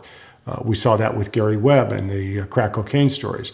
Before that, we saw that with Ray Bonner with the El Mosote massacre, writing in January 1982 about the El Mosote massacre, which occurred in December 1981. He laid out the fact that a battalion, the Atlacadal Battalion, that had been equipped, armed, and trained by the U.S. government had massacred 900 women and children, mostly in the town of El Mosote. Letter accurate in every detail. Came out in front page of the New York Times. The U.S. government went ballistic about it. High government officials were seen lunching with Abe Rosenthal, the editor of the New York Times. And not too long after that, Ray Bonner, who'd written this marvelous expose, was recalled as New York Times Latin American chief correspondent and given a job reporting on dog bites and ambulance chases in the outer boroughs of New York. And he knew what was expected of him, and he resigned and left. It was later confirmed, everything that he said was later confirmed to have been true in a UN investigation, and everybody put their tail between their legs. But of course, in the meantime, when they were trying to discredit him, typically, as always happens, the Wall Street Journal, basically denounced him. Jean Kirkpatrick, our then ambassador to the United Nations, denounced him from her bully pulpit at the UN. An outfit called Accuracy in Media, Reed Irvine, denounced him. And the whole mainstream media just turned their back on Ray Bonner, just like they turned their back on Gary Webb, just like they turned their back on Robert Perry, who broke their own Contra stories. The journalists who tell the truth, that's an inconvenient truth, are destroyed. And people in journalism learn that. They learn, maybe I won't write that story. So they're not going to write about the Kennedy case if they're sitting in a powerful position, because they just know that will not further their careers. Now, it's no different than, in writing for Pravda or Izvestia or any other, communist outlet. You do what your masters want you to do, and you don't write what they don't want you to write. No different. There are a number of documents, not just in the Warren Report, that are withheld, and I'm perhaps not, and I know I'm not the person to speak most knowledgeably about being withheld. For that, I would direct you to Jefferson Morley, formerly the Washington Post, James Lassar, and other people who have worked very diligently with FOIA suits and that sort of stuff. But this is your typical outrage. I ask people who are defenders of the Warren Report, because so often it has happened that when declassified documents come out, just as this recent Senate torture report comes out, everyone will dismiss claims that the U.S. tortured people when they're not officially acknowledged and admitted. So there were lots of reports the United States was involved in torturing, and people said, well, yeah, some said they were and some said they weren't. Now, when the official release of that document, the cat's out of the bag, and people can no longer deny that we were involved in torture. Okay, so that it's now that's been officially sanctioned. In the FBI documents, these still suppressed CIA documents, the government has always held that it was a simple lone nut who did it, and yet when Oliver Stone's film came out, there were arguably 5 million pages of documents related to the assassination that had been suppressed, withheld, and held in secret. What are you holding in secret if it's supposed to be an open and shut case for Oswald's guilt? I mean, where does secrecy come into it? Why do we need secrecy if it's an open and shut case? But they have maintained that position, and they have been steadfast in denying the release of documents. And now with both Republican dominance in both houses of Congress for the next alleged document release date, I'm very dubious that we're ever going to see those documents. Republicans who are very much against government and want, the privacy of the individual and all that sort of stuff are the first people to defend the government's deceit and dishonesty. So there is, as with so many things, if you're hiding something, you're not hiding it for no reason. What difference does it make whether it's released in 2013 or 2017 or 2014 or 2017? Release it now. Release it for the 50th anniversary of the assassination, 2013, the 50th anniversary of the release of the Warren Report. 2 or 3 more years isn't going to make any more difference in terms of these documents. But there is a strong reluctance to release it, and I think that there's a good reason. I think that anything that would have been very telling has already been shredded, probably. I think, the CIA is absolutely dishonorable and dishonest about that. And you can trust that. I think that one way of looking at the Kennedy case is that right from the outset, from the afternoon of the assassination, J. Edgar Hoover determined that Oswald was the lone assassin, that he'd acted alone, and that he put all his minions after that and his underlings at the FBI, he set them out into the field to prove his conclusions, which of course they inevitably did because they went in there doing that. One thing that's not well known is that he was very much against there ever being a Warren Commission set up in the first place. He thought that everybody should just trust his conclusions, was not happy when they came with that. And so he had to ensure loyalty. So this isn't a wild, crazy conspiracist saying this. This is the Church Committee saying that one of the ways he assured that they would, abide his conclusions is that, as the Church Committee reported, J. Edgar Hoover file-checked all the Warren commissioners and their staff for, quote, derogatory information. Now, we know what Hoover did with that sort of thing. He blackmailed people. If you weren't, basically doing his bidding, the next thing you know, your, illicit girlfriend, your history of drunk driving, your drug arrest, God knows what pedophile accusations would all of a sudden be made public. So he knew how to control people, and he had controlled people like that for decades prior to the Kennedy case, and he file-checked all the Warren commissioners. So the investigation the conclusions of the investigation were reached on the afternoon of the assassination. And then you see in example after example after example, leads not being followed. They miss the fact that Jack Ruby was a mafioso, for example. I mean, what kind of an exhaustive investigation misses that fact, that fundamental fact, which was easily known then and since. They intimidated witnesses. And so, the government has always wanted to maintain this. And as with so many other things, the evidence is very tenuous that supports their conclusion. And every time we're allowed to peek behind the veil, we find that what they have reported to us to be true turns out not to be true. They reported through Anthony Lewis of the New York Times. They released all the documents they'd gathered during the investigation the Warren Commission did, and we found out that they didn't. They suppressed hundreds of thousands of pages. They told us that Oswald was a lone nut and was a disaffected loner. He wasn't at all. He hung out with anti-Castroites and right-wingers, that he was linked up with some kind of a pro-Castro leftist organization. No, he wasn't. He was the only member of the, quote, Fair Pay for Cuba Committee, unquote, in New Orleans. He set it up himself. He was the only member. That was it. None of the scenario that they put together to convince us what happened has not fallen apart. It's all fallen apart. The autopsy evidence has fallen apart. The autopsy doctors have acted disgracefully and deceitfully. And the Central Intelligence Agencies and other investigative agencies have been caught destroying documents and other things. I mean, even an FBI agent, James Hosty, who had had some personal interactions with Oswald, admitted in his own book on the subject that his file had been falsified and destroyed. Everybody says, well, you should trust the FBI. Okay, well, here's an FBI agent telling us that his files and his statements have been falsified. You have former assistant head of the FBI, a guy named Sullivan, testifying that the FBI was destroying documents.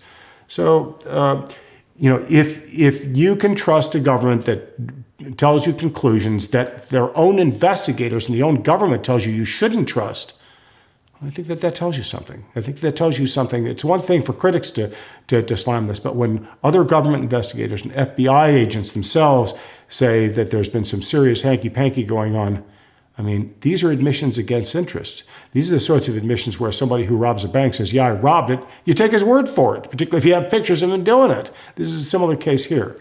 The FBI falsified evidence. We've caught them doing that. Take the word. Well, initially, the initial investigation was one conducted by the FBI that was completed by December of 1963. Oswald did it and did it alone. They were, forced to then have a Warren Commission. The Warren Commission then, of course, concluded, after a lot of pressure by J. Edgar Hoover, that Oswald had done it alone. There was tremendous disaffection because finally in the mid-'70s, the Zapruder film was shown to the public. It shows Kennedy going back to the left, and everybody goes, hey, wait a minute, if he shot from behind, why is he going back to the left? And so then that plus other evidence of government lies and deceit explored by the Church Committee, including the Church Committee's showing very convincingly that the Warren Commission's investigation was a botched investigation. So then the House Select Committee looked at it again, and they concluded that it's likely there was a conspiracy, both in Kennedy's case and Martin Luther King's case. And that was an official conclusion. Now, that was immediately dismissed because an important part of the House Select Committee's conclusion was based on something called the acoustics evidence, very arcane evidence, and it would take hours long to explain it, and I couldn't do a proper job of it to any knowledgeable audience. But suffice it to say, that was then later debunked. How was it, quote, debunked? Well, the same guy who had told us about the jet effect, Louis Alvarez, the named physicist, put together a group of physicists and said they debunked the acoustics evidence. Did they have any acoustics experts on the panel? No. Did they get a lot of things wrong? Yes. Those were corrected by an article published in the peer-reviewed scientific literature by a guy named Don Thomas, who then reaffirmed the acoustics evidence, and there were letters to the editors back and forth between them. But I think that it wasn't only on the basis of the acoustics that there was convincing evidence there was a conspiracy, but it was the official conclusion that there was a conspiracy by the House Select Committee on Assassinations. And subsequent to that time, there's been lots and lots of debate. You can always expect that the FBI and their minions in the media, as per, Carl Bernstein, CIA and the media, will always argue there was no conspiracy. But I think that most thoughtful observers who know something about the case have come down on the idea that the government hasn't told us the truth. I don't really know how the CIA operates, but I know that one of the ways in which they operate is that they have their own agents provocateur, who, whether it's, leftist politics, anti-war politics, whatever, they will get in and try to disrupt things. And one of the ways they do that is by, quote, muddying the waters, as you said. And they will, for example, put out something that is 90% true, that may be critical of an official version, and then slip maybe 10% that's false, and then have someone come out, focus on the 10% that was knowingly put in there as false, blow it up and say, look, it's all nonsense because, look, we've proven this is complete nonsense. You can't trust any of it, and that's the way the game is played. And it's been played that way for a long time, and not just on the Kennedy case. Did that with anti-war activists. They did that with people who were against the dirty wars in Latin America. I'm sure that they've done that with the anti-war movement and the anti-Wall Street movement in this country. That's just the way it's done. You'd expect them to do that. It's a standard operating procedure. No different here than in any other country. There are websites that are worth looking at. There's a website called Citizens Concerned with the Truth of the Kennedy Assassination. CTKA has very good material on it. There's that's by Jim DiEugenio. There's a website by Jefferson Morley, former Washington Post journalist, called JFK Facts. It's very reliable. There's a website The Mary Farrow website has all the declassified documents. There's another website in which there are reviews of books like Reclaiming History that I wrote, as well as other things where they take you directly to the documents themselves. You don't have to take anybody's words for it. There are other websites, of course, that are I think give a very selective presentation of evidence and always in a pro-government spin. You have to decide, how often in contentious issues has the government been found to be telling us the truth, and take that back to, the beginning of the Cold War. And government's always lied to us. So, if you want to believe, websites that tell you the government can be trusted, fine, go right ahead. That's, the inclination most people have, and I understand it. It's your, anyone, has to decide for themselves how much trust they put in official statements about controversial issues.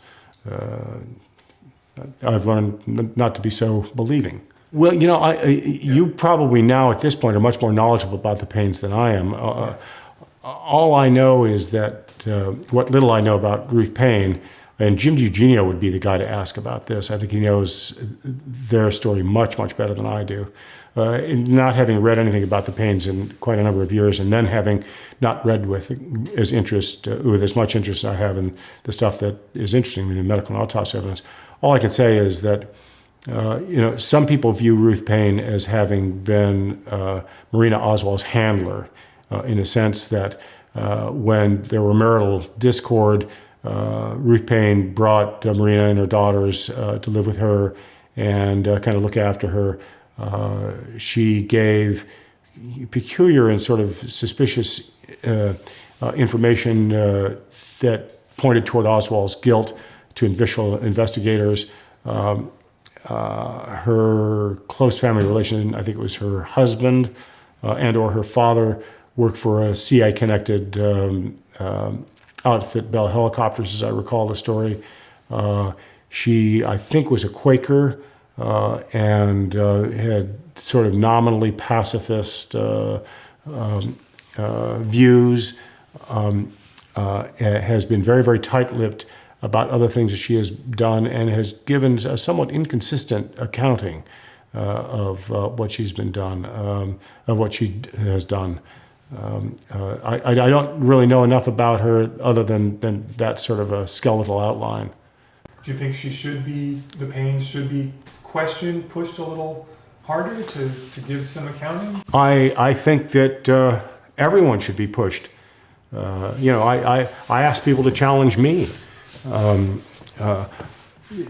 And I'm only happy to do so. I find it very interesting whenever I am challenged, because it helps clarify my own thinking. I think that Ruth Payne, who played such a pivotal role, should be questioned.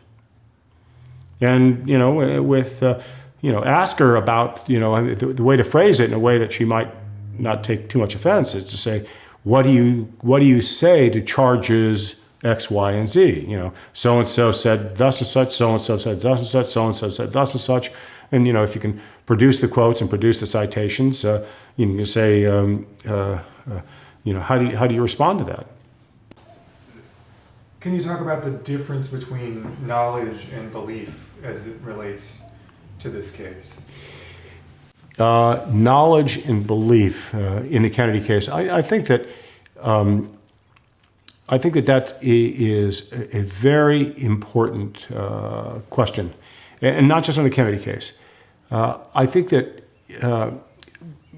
sort of philosophically, the world is unfathomably complex.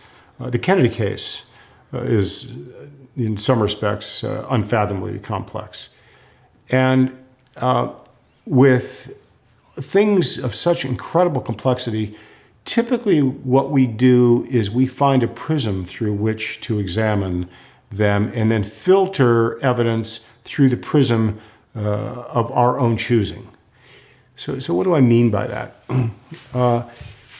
Let me take an example of an early Warren Commission critic who became then a Warren Commission loyalist. His name is Paul Hoke.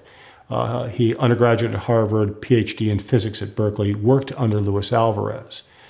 Paul Hook initially wrote some things that were highly critical of the official version, and then as years went by, his voice softened and softened and softened to the point that I may have been the first person to believe that he had become now a Warren Commission defender and a loyalist. And other people thought that that was too strong, that he was basically a detached outside observer who challenged both sides of the case. But I think that actually what happened, and this gets to the question of belief versus knowledge, is that he was, by virtue of his undergraduate and graduate school training, became a inside member of the scientific priesthood. And there is a belief structure that goes with that every bit as strongly as that of any kind of religious priesthood, and you become committed to the practices and respectability of your own priesthood.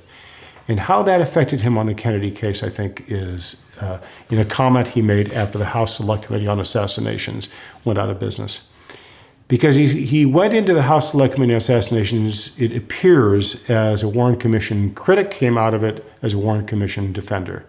And he made the comment one time, he said, you know, we all thought at the outset of the House Select Committee on Assassinations that they would do some studies and made some investigations that would, totally debunk the single bullet theory with neutron activation analysis and totally debunk the trajectory analysis. And you know what? They may not have done their studies perfectly. They were done somewhat imperfectly, that sort of thing. But ultimately, our view that neutron activation analysis and the trajectory studies would prove conspiracy were debunked. And I think that what happened with him is neutron activation analysis data was presented by a guy named Vincent Gwynn early on in the House Select Committee on Assassinations, and he gave a very convincing but very, very flawed and now provenly false conclusion that all the bullet fragments recovered from the assassination traced to Oswald's rifle. We now know that he was factually flawed. And we know that not by people who are critics of the Warren Commission. We know that by people who are independent observers.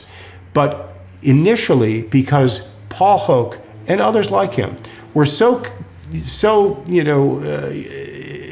card-carrying members of the scientific priesthood, that when you had a scientific high priest like Vincent P. Gwynn, a professor of chemistry and one of the most authoritative sources from the University of California at Irvine, speaking authoritatively that this proved all the shots came from Oswald, I think that he basically succumbed to the belief in quote, science, rather than the facts of science. And he did the same thing with trajectory analysis. There was a trajectory analysis by a NASA scientist, Thomas Canning, presented at the House Select Committee on Assassinations, and he believed that as well. That has since been, likewise, completely debunked.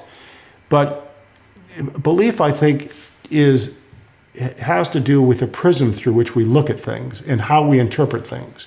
And that belief is informed by our own experiences. But in the case of, say, someone like Paul Hoke, once he was convinced that that there was no conspiracy, there may have been a lot of errors along the way, but there wasn't one, because of his strong faith and now his firm prism of looking at these things through the prism of the scientific priesthood, that belief totally colored his view of the Kennedy case. And you'll see that belief and your own view of your own patriotic view and faith in America may strongly color your view of the Kennedy case. If you're a believer in America's good faith, the integrity of its fundamental and important institutions, you're liable to try to filter your understanding of the Kennedy case and much else through that prism. And I see that in my own family members who still swing very strongly from the right all the time. They will totally ignore, inconvenient history, inconvenient facts to maintain the prism of the purity and goodness of America's official actions. And so it's no different than the Kennedy case. What would you be willing to say that you know about the Kennedy assassination? Would you be willing to say you know there was a conspiracy or you know there was a cover-up? Oh, I think that one can say that that just the medical evidence alone, you see documents being destroyed, photographs being destroyed, witnesses changing their testimony after being pressured. You see government officials lying. So there's no question. Just the autopsy, medical autopsy evidence displays lots of the cover-up. And of course, you get the same thing even from FBI sources who say that their own documents, their own FBI files have been tampered with. Other FBI leadership people say important documents have been tampered with. You get the FBI withholding evidence, pressuring witnesses. There was tremendous cover-up going on. I mean, and that's just not crackpot conspiracy theorizing. The Church Committee and the House Select Committee on Assassinations looked at the way the investigation was conducted by the Warren Commission and found it woefully inadequate, and that they basically moved toward pre-drawn conclusions. So this clearly was a cover-up. Now, was there a conspiracy? Well, given the fact that I don't really think Oswald probably had it in him to do the shooting that was claimed he'd done. I think that he probably did not act alone, if he acted at all. So I think that it's a very simple divide. Either Oswald did it all by himself, which I think is almost impossible to imagine as being true, or there's a conspiracy. So I'd come down on the side there had to have been a conspiracy. But since I really don't think that Oswald could have done the shooting that he was alleged to have done, number one, and since he couldn't have done it, and there was so much cover-up afterward to try to insist or try to prove that he did it, I think it's pretty likely that there was a conspiracy and that the U.S. government was at least officially involved in the cover-up, and maybe small elements were involved in the assassination itself.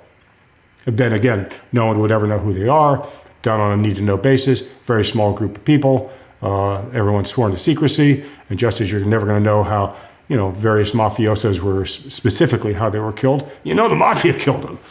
It's just all the elements and all the proof is there. Whether you know exactly who pulled the trigger, exactly how it was done, no, you're never going to know that. Just with the Kennedy case, you're never going to know that. Is there a way we're in limbo in that this is unsettled history and maybe people are waiting on an official authorization, yes, like an official the Warren Commission to tell them right. Finally. This is the problem. It's not only true in this country, and that is that there are a couple of things that are true. One is you cannot say anything has absolutely been proven to be true until it's been officially denied. I forget whose aphorism that is, but I think there's some truth in that. But more importantly, someone wrote something about the tyranny of official statement making. And that is that, as for example, everyone knew that there was torturing, that the United States was involved in torturing, okay? And yeah, there'd be a few things, God, I guess we did it, that would be bad, and that's so on and so forth. But there wasn't much of a firestorm of mainstream big line, criticism until the official report comes out saying that we did that. Now that it has been officially admitted, now you see the New York Times and you see the Washington Post and you see large, powerful outlets damning the torture that we were done because it's been officially admitted. And the tyranny of official conclusions, I think, is one that really blinds people often to the truth, because you're not, and people are disinclined to believe something unless it's been officially acknowledged. And yet, how often are we lied to officially? So yes, I think there's some people hold out hope. I'm not one of them. That there will be ultimately some official acknowledgement greater than the acknowledgement of the House Select Committee that there was a conspiracy. But I'm not going to hold my breath for that, because I think that that will probably never come, and people's careers will be determined if they ever do say that. Their careers will be destroyed if they ever do admit to that. So it's never going to happen. The first thing I would tell anyone who has an interest in this, if you don't have a big interest in this, first of all, don't read Vincent Bugliosi's book, Reclaiming History. If you want to read anything about that, read the review I wrote of it in the official journal of the U.S. Judiciary called The Federal Lawyer. It's available online. And if you're going to look at one movie on this, I would strongly encourage people to see Oliver Stone's film, JFK. it's a terribly complicated assassination. The evidence is terribly complicated, and there's no questions that we know with all certainty that A fact happened and B fact happened, and that they're related. Exactly how they're related, we may not know that. And so in filming the film, he would sort of fictionalize how A was related to B. And it was on the basis of, small little peccadillos like that the mainstream media went ballistic in criticizing him about it, even before the film came out. Now, of course, they would never have criticized, and they do not to this day ever criticize the huge whopping factual errors in the Warren Report. And they've been proven, 12 ways from Sunday. They will not talk about that. They'll only criticize people who criticize the official version. But I think that by and large, Oliver Stone Films holds up fairly well. And that was, by the way, the conclusion of 2 out of 3 mainstream historians writing on the subject at the time. They thought, it pretty well has it pinned pretty well. So that's one thing I would recommend. I think that there is a book by Gerald McKnight, a historian, and incidentally, the one thing that I also tell people, I say, okay, there have been hundreds and hundreds of books written on the Kennedy assassination, okay, but I think there have only been 5 or 6 written by university publishing houses. Now, they undergo an altogether higher level of scrutiny at university publishing houses, and every book published by a university publishing house is pro-conspiracy, every one of them. And Gerald McKnight's book, Breach of Trust, I believe is the name of it, is one I would strongly recommend to people. I mean, he's a historian, he's writing well. I think Jim Douglas's book, The Unspeakable, is also, but that's a pretty, this will get you into the weeds on the Kennedy case fairly deep. There are lots of detail. There are shorter books, but those are good. Spy Saga. I'm trying to think of the author's name. Spy Saga, long since dead, or dead about 15 years ago. Name doesn't come, but you can Google up the name Spy Saga. And that basically is an account of who was Oswald. And he looks through the whole background, and you can realize Oswald is not this mythic figure of the Warren Commission's concoction. A complete mythology there. David Talbot, foundersalon.com, has published a number of very well-received books. It wasn't something about Smedley Butler, the German general, the American general, not German, Smedley Butler in World War I, and called Devil Dogs, and he wrote a book called Brothers. In his book, Brothers, about the Kennedy brothers. And the irony of this book, Brothers, is that in Vincent Bugliosi's book, Reclaiming History, he claims that Bobby Kennedy had always supported the Warren Commission's conclusions, which, of course, any of us who knew what was going on behind the scenes knew was absolutely false. But Vincent Bugliosi, argued that very strenuously in Reclaiming History. And it turns out that just about the time that Reclaiming History came out, Brothers came out. And Brothers was a well-written book, 300-plus page book, that detailed, 12 ways from Sunday how Bobby Kennedy never believed the Warren Commission's conclusions, but knew the way, they'd already taken his brother out in the street. And he knew that he would not be able to do anything about his brother's death until he had the power of the presidency. But he was quite convinced that that Oswald had not done it and not done it alone. And it wrote very compellingly. So now he's coming out with a book about Allen Dulles. And I've heard and seen small segments of it, and I think that I'm going to let the book speak for itself. Unfortunately, it's going to be completed long before it sees print, because I will wait for the fall deadline of 2015, or the fall season for releasing it. But I think that he has laid out something which I think most of us think is true, and that is that in a way he was sort of the chairman of the board, acting on behalf of powerful interests, as he had as a chief litigator for Sullivan and Cromwell, perhaps one of the most powerful Wall Street law firms in the country. He then rose to be head of the CIA. His brother was Secretary of State John Foster Dulles. He orchestrated numerous coups and all sorts of dreadful things, and was behind, very much behind the Bay of Pigs invasion, and was fired by Jack Kennedy.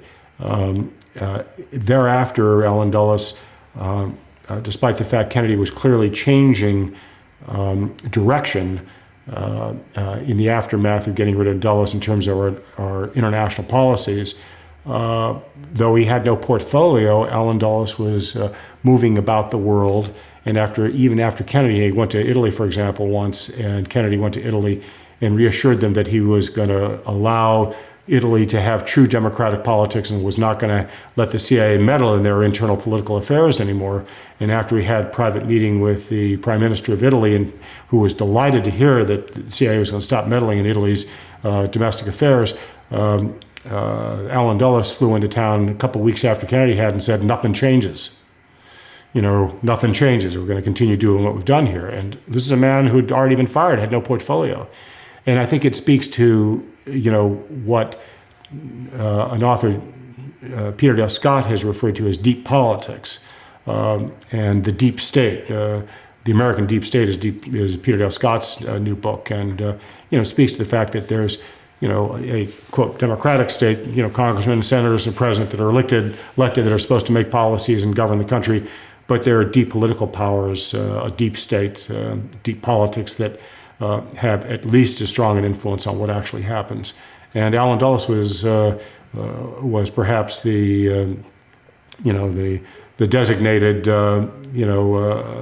he probably wasn't running the show, but he was the one who executed the power of the deep state. Gerald Posner, I think, is a dishonest man, quite frankly. Why do I say that? It's a harsh criticism of someone. So Gerald Posner in Congress, before the Congress Committee, testified that he had spoken to the autopsy doctors, because the autopsy doctors originally said that the wound, the entrance wound, was very low in the back of Kennedy's head, down in occipital bone, way low, and that's where the bullet had gone in.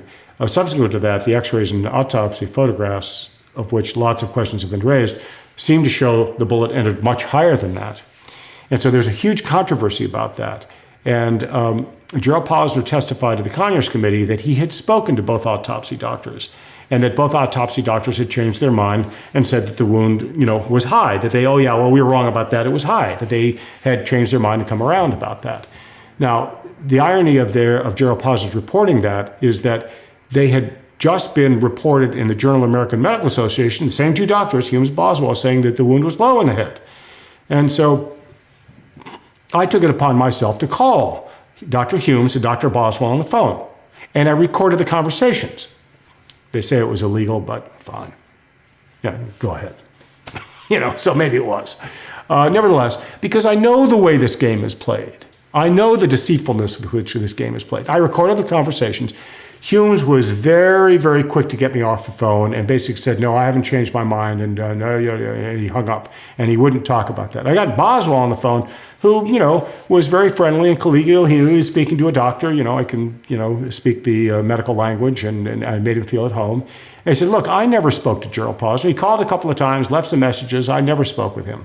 And no, I haven't changed my mind about the location of the wound. And he told me a bunch of other stuff. Okay. So I knew Gerald Posner personally. I was introduced to Gerald Posner by his mother, who I knew. I'm not going to say how exactly, but I knew his mother.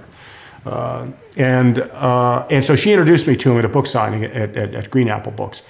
And I spoke, and so, I confronted him with the fact. And in the Federal Bar News and Journal, which again is now called the Federal Lawyer, it's the official publication of the U.S. Justice Department. They wrote a review that was critical of Gerald Posner's book, and I wrote a letter to the editor saying that. And I also had published something in a congressional report challenging this statement that Posner had made. And Posner, and I said, that Posner testified that he had spoken to the autopsy doctors and they changed their mind. I spoke to the autopsy doctors, and Boswell said not only had he not changed his mind, he'd never spoken to Posner. And here it was published in a law journal. Now, he's the lawyer, I'm a doctor. He's a lawyer. This is not my journal. This is not my specialty. This is not my profession. It's his. He never responded to that letter.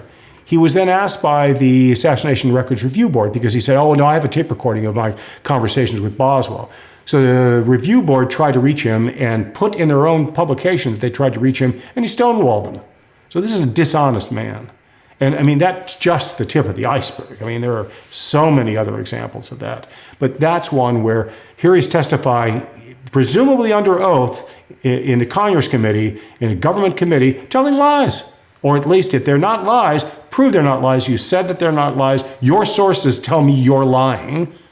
And if we're going to trust the sources who you claim to represent, why should we not trust them, particularly when you won't produce the information that you say you have that proves that they lied to me and that they lied to the Journal of American Medical Association? Good luck with that, Mr. Posner. Well, of course, later on he was caught up in a plagiarism scandal and disgraced for that. But I mean, again, most people know what side the bread is buttered on, and then that is that if you defend the Warren Commission's conclusion, you're going to be celebrated in the mainstream media, you're going to be seen as very knowledgeable and thoughtful, your work is going to see the light of day, and if you're critical of the mainstream, you're critical of official conclusions, the mainstream media is going to, turn a blind eye. And it's just, there's nothing exceptional or unusual about that. That's the way it works. Just as, you couldn't get the mainstream media to pay much attention to people who said there were no weapons of mass destruction in the run-up to the Iraq War. They would roll their eyes at you. David Brooks, writing then for American Spectator, or was it the Weekly Standard, week after week after week, wrote scathingly about people who were skeptical that there were weapons of mass destruction. Of course, then when we have the war and we go in there are no weapons of mass destruction, does David Brooks ever apologize? No. What does the liberal New York Times do with somebody who's been caught so often saying that there are weapons of mass destruction that prove not to be there? Why, they disgrace him by moving him to a very powerful position on their op-ed page. He gets elevated. That's what happens in America. Does David Brooks ever apologize for having gotten it wrong? No. I mean, you have to understand the way it works. It's no different in this country than it is in any other country. We're not exceptional in any way, certainly not in that way. Well, let's talk about the Nova series, okay? I mean, every important anniversary, they'll have some group comes out. And lately it's been Nova. I think they were broadcast on PBS. I can't be sure, but I think so. So in 2013, they had a Nova series. And featured on Nova series was a guy named Lucien Haag, H-A-A-G, who doesn't have a PhD, but he is, apparently quite knowledgeable, has taken over information from one of the long-term defenders of the Warren Commission's report, a guy named Dr. John Latimer. And there's another guy named Larry Sturtevant, and these are the big experts that Nova featured. So who's Larry Sturtevant? Well, Larry Sturtevant was the author of 2 articles in the, quote, peer-reviewed scientific literature defending neutron activation analysis that have been totally debunked. And they've been debunked not by people who are Warren Commission critics, but by people who are totally independent of the Warren Commission's conclusions, one way or another. 2 Lawrence Livermore Laboratory scientists publishing also in the peer-reviewed literature, Eric Randich and Pat Grant wrote a couple of articles that just blasted neutron activation analysis conclusions completely out of the water. Larry Sturtevant has been totally disgraced on that. He's also the person that comes up with this nonsense that there was a neuromuscular reaction that proved JFK rearward. Totally debunked. But they nevertheless are featured on Nova. And do the editors of Nova and the producers of Nova ever go back to realize that these are guys whose work has been debunked by, no, they never do, because they're saying what power wants being said. And that's what you get from Nova. You're going to get these guys, and I'm surprised they didn't interview Michael Baden telling his silly tales as well that have been debunked as well. They will go to reliable official sources who will tell what the government wants being said. Now, what do you think of all the people who argue for the official story? Are they genuine? Are some of them shills? Are some of them dishonest? Oh, I think some are, completely dishonest. I mean, for example, there's a fellow named John McAdams, who is this associate professor at Marquette, and he is, someone who I think He's always going to be, the guy who gets quoted. And in fact, he showed up on the Nova series with the completely discredited Lucien Haag, who, by the way, has some articles in the peer review literature now, new ones, in which he argues neutron activation analysis is absolutely valid, which has been debunked 10 years ago, or certainly 8 years ago. And here he is, arguing for the validity of stuff that's been debunked. So John McAdams is a very, I don't think he's an honest man. And why do I say that? This goes back probably 15 years or so. There was a fellow named Bob Vernon who had some pay-per-view conspiracy show that he was trying to put together, Truth Incorporated, and he was going to tell the truth, and it was basically to tell the story about the Jimmy Files theory that some guy named Jimmy Files, acting as a mafioso, shot Kennedy from behind the grassy knoll. Complete nonsense.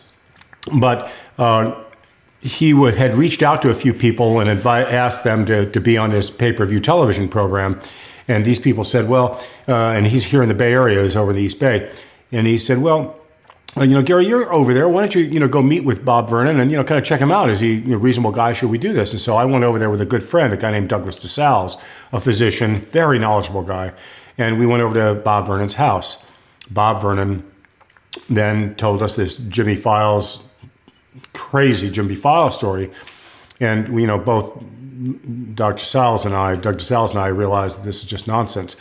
And as we were leaving the house, Bob, we were walking away from his house down his driveway. He comes up to me and he says, listen, fellas, for whatever else, we could make a little money at this. We said, oh, we could. Oh, okay, that's fine. And Doug DeSalles and I got in the car and go, what a load of nonsense.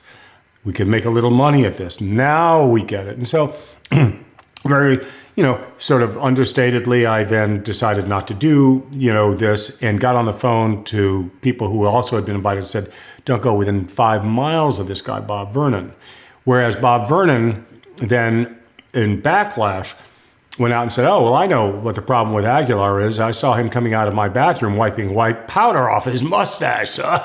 Mr. Hyper Aguilar, Dr. Hyper Aguilar, I know where his hyperness comes from. Well, this is completely ridiculous, whereupon I then challenged him. I said, okay, Mr. Vernon, I will come to the medical facility in your county, and you can watch them draw my blood. I will pay for the test. I'll be tested for everything, including alcohol, any kind of legal sleeping pills, any kind of drugs. If I have a drug problem like that, something will turn up. And I'll tell you what, if I test positive, I'll write you a check for $30,000, and I can do it.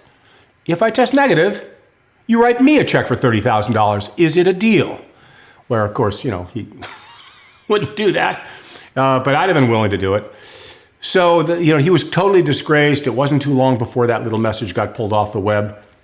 2 or 3 months later, John McAdams, in a similar website, despite the fact that the guy who'd made this charge was a complete whack job and everyone knew it, John McAdams, who is very mad at me because I think I've been an effective Warren Commission critic, said, well, now, Gary, how do you answer the charges that you were wiping, white powder off your mustache coming out of Bob Vernon's bathroom? Totally nonsense. Well, ultimately, John McAdams was slammed in his own local paper, the Milwaukee Journal-Sentinel, by a local journalist for basically having done, he smeared a lot of critics, asked them to answer to charges of pedophilia and all sorts of other things.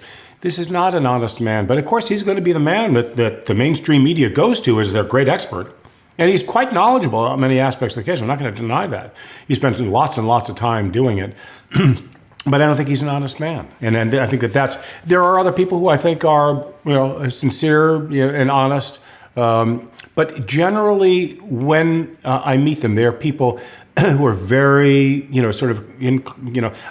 typically you'll find, for example, those who are strong defenders of the Warren Report, such as John McAdams, will also be very strongly against global warming. They deny human agency in global warming. It's a very consistent pattern. Most of them are conservative ideologues. I think it's Assassination Logic, How to Think About Conspiracy Theories. I think it's John McAdams' book. It's not so new. It came out about 3 years ago, I think. But There are some, I think, very good reviews. I'll mention that I have one out online, which you can read as well. But first of all, I have a degree in philosophy. My undergraduate degree is in philosophy. He has no specific training in philosophy, nor does he have any training in logic, as far as we can tell. He cites none of the authoritative sources in logic, but he wants to tell you how to think. And basically, what he wants you to he doesn't want to tell you how to think about the Kennedy assassination. He wants to tell you what to think, and what to think is that there was no conspiracy. And his examples are hilarious. For example, I put together a group of all the witness statements about Jack Kennedy's wounding, and which he says he calls, he says that I was totally inadequate and totally selective in my choice of quotes. I put them all out there, whether I agreed on them or not. I put them all together, and you can pick them yourself. He said, Aguilar was terribly selective about this, and so on and so forth. And so he slams me because one of the quotes I put out there, and this compilation, which has been on the web, has not been changed since I first put it up there in 1994, 20 years ago. He says, well, now that Aguilar doesn't mention the fact that one of the Secret Service agents described the wound thus such, in a Nova series. Okay, well, you're right. I didn't do that. Why didn't I do that? Well, because he apparently said that in 2000, and my list is up there from 1994, so it didn't include it. But the same agent also wrote a book in which he describes the wound in the back of the head again. So he's not an honest man. He's a man who has an agenda, and he's a conservative ideologue. He's someone who doesn't believe in global warming. I wouldn't be surprised if he doesn't believe in evolution. And he's one who, uses Lynn Cheney's sort of hagiography of America's exceptional moral purity as a guiding post for him. I would ask Gerald Posner. I would try to get Gerald Posner, if you could. That'd be great. I'd ask Gerald Posner, okay, you testified before the Conyers Committee that J. Thornton Boswell had changed his mind about the wound in Kennedy's head and that it was high and not low. J. Thornton Boswell, in a recorded conversation, told Aguilar that he had not changed his mind, that he'd never spoken to you. You said you had a tape recording. When are you going to release it? When are you going to provide your proof? I'd ask him that. John McAdams, very slippery character, very, very bright, I think, in a lot of ways. Incredibly dishonest. And I can send you the exchange, his complaint about my, I'll send you my review of his book if you'd like. And I'll also send you the review that David Mantic wrote of his book. I mean, he paints a perfectly one-sided prosecutor's brief for this. And he isn't asking you how to think. I mean, how you ought to think about the Kennedy assassination is how should you think about official government statement making. That's how you ought to think.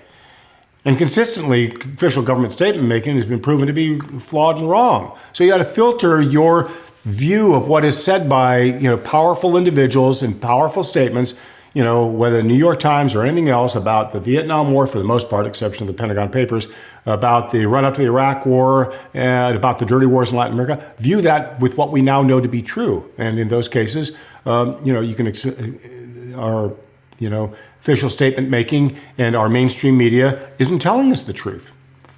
But their view is one of conserving faith in American institutions.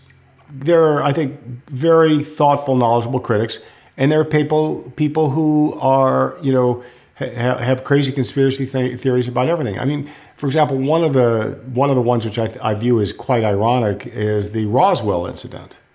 And Max Holland, for example, a Warren Commission defender, talks about all the lunatics in the Roswell, who believe that there were aliens discovered during the Roswell incident, and that all these lunatic conspiracy theorists, discount government statement making about the Roswell incident and how crazy that is. Well, yeah, maybe, and there are some people. There are always going to be people who see themselves as victims of evil forces. And whether it's the Kennedy case, whether it's, fluoridation in water, there are always going to be people. In fact, some of my family members are sort of like that. I know the personality type. They're paranoid. and they're somewhat delusional about things like this. And so the Kennedy case is going to attract its fair share of people. In the Roswell incident, for example, they say it's crazy to have accepted to be paranoid about that. But wait a minute, the government gave 3 different accounts of what is actually supposed to have happened there. So when the government is constantly changing its story, it attracts, conspiracy thinking, because you can kind of think, look, there ought to be one truthful story.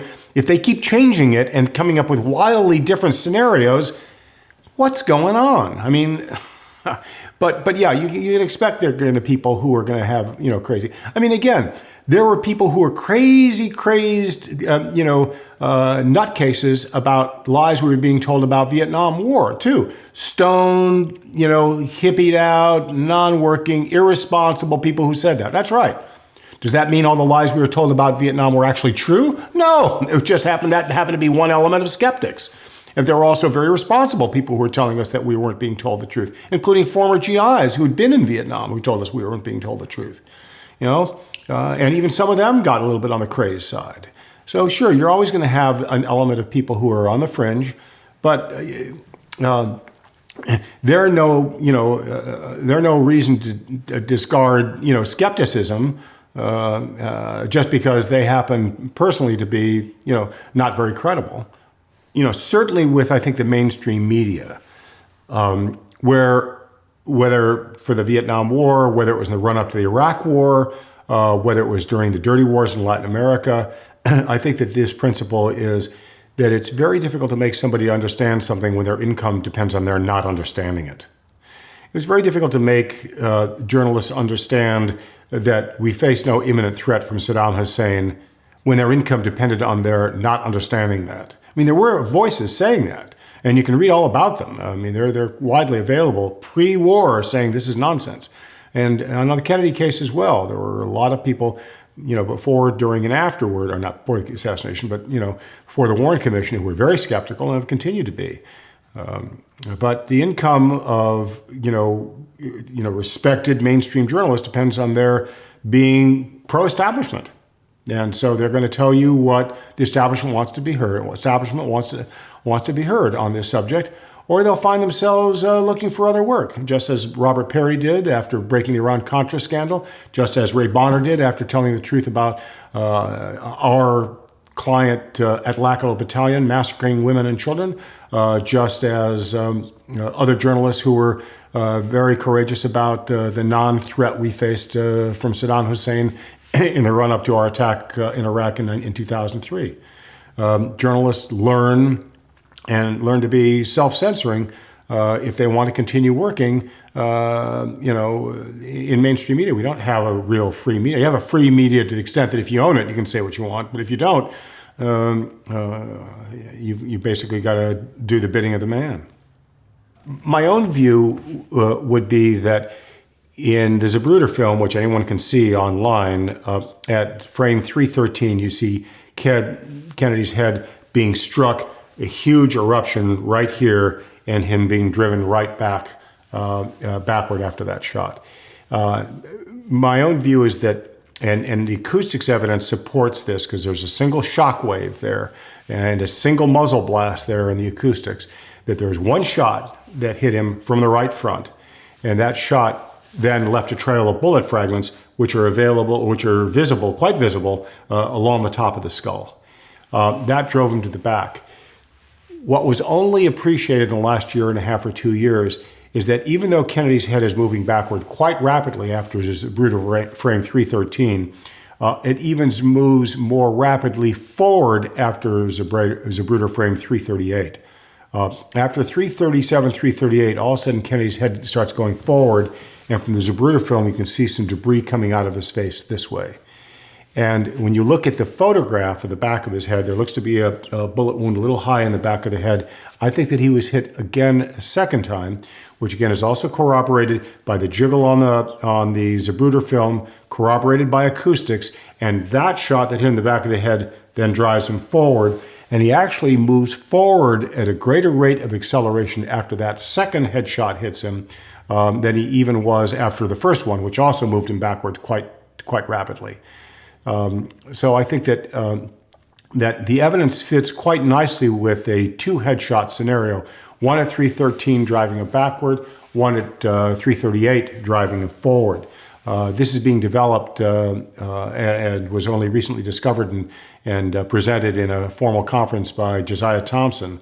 Josiah Thompson wrote a book, 6 Seconds in Dallas, 1967, in which he thought there was two headshots right at 313, one from behind that moved his head forward, and then another one from the right front that moved him backwards. He since has realized, as have others, that there's so much smear in that 313 frame that there's no real evidence as if he went forward at all. It only appears he went backwards. And so I would think that that's probably what happened. It fits all the evidence. It fits the jiggle on the film. It fits the what you see in the film. It fits the X-ray evidence. It fits the acoustics. It's mutually and independently corroborating. And I think that it makes the most sense to me of the medical evidence. You know, one of the problems and one of the issues with this evidence is that this was not the sort of high-tech camera that, for example, you're using and most people use today. These things were traveling at 18 frames a second, but there was a certain speed up and slow down because these were hand-wound cameras, and sometimes it would be 19 frames a second, and sometimes it'd be 18 frames a second, averaged out 18.6 frames a second. So there's a bit of a slop factor there, and so all that has been taken into account, and yet still seems to, you know, pan out with a remarkable degree of consistency. The magic bullet theory, this is the problem that they faced. The problem they faced, the Warren Commission faced, was that there were 3 empty shells found on the floor of the 6th floor school book depository, and they knew that one missed. And so they had to now account for all the woundings of both men by 2 bullets. Kind of tough to do that. Obviously, the one that hit him in the head, that one was accounted for. But there were now 7 wounds in 2 men that had to be accounted for, and only one bullet could account for all of them. So, you know, ipso facto, there must have been one single bullet that did all of that. And initially, when that bullet hit was a source of considerable controversy. The House Select Committee on Assassinations decided it hit at about Zapruder frame 190 and went through both men. Later on, it was decided and said in the Journal of American Medical Association, oh no, it went through at Zapruder frame 224, just as Kennedy's coming out from behind, and it went through both men. And the problem is that the Zapruder, this movie shows both men, and it's not really clear that they're lined up such as the bullet can go through Kennedy, out his throat, then in through John Connolly's, through just under his armpit, through him, out his chest, through his wrist, out his wrist, and into his thigh. And then it was supposed to have been left on a stretcher in Dallas, where it was picked up later by an orderly there named Tomlinson and shown to the personnel director, a guy named O.P. Wright. And then what turns up in evidence is a almost completely pristine, not quite, just slightly flattened at the end, Mannlicher-Harkano bullet that is firearms matched to Oswald's rifle. So this one bullet is said to have done all this. It's supposed to have made 7 wounds in 2 men and come out with only a tiny bit of flattening, despite having broken a very heavy wrist in Connolly's wrist, and he's a heavy bone man, and broken a 10 centimeter segment of rib, and still ended up with virtually no damage. Well, this has been very controversial, and most people just don't believe that's likely at all. And then there are other problems with the single bullet theory, not least of which is the fact that the bullet is picked up on a stretcher and given to a Secret Service agent. I know this stuff pretty well. His name was Johnson, spelled with an E. And he passed it back to the head of the Secret Service, who then gave it to an FBI agent, who then took it to the FBI lab. The problem was later on when they came back around, the FBI, to interview people about the bullet, the 2 guys that found it said they couldn't identify it. They said, it sort of looks like it, but we really can't identify it as the bullet we found that day. And then neither could the Secret Service agents. Johnson, who had picked up the bullet from the Parkland hospital and taken it back to Washington and given it to the head of the Secret Service, Ghanem Rowley. Both of those guys, in an FBI affidavit, said they couldn't recognize the bullet, the magic bullet that is now in evidence as the bullet they had that day. Then in 1966, Josiah Thompson went around and interviewed the guy at Parkland, the head of the personnel director, who had a career in law enforcement before being personnel director at Parkland Hospital. And he told Thompson, he says, look, the bullet that we found that day had a pointed tip. And he pulled one out from his desk, put it on his desk, and said, yeah, it looked like this. It had a nice pointed tip.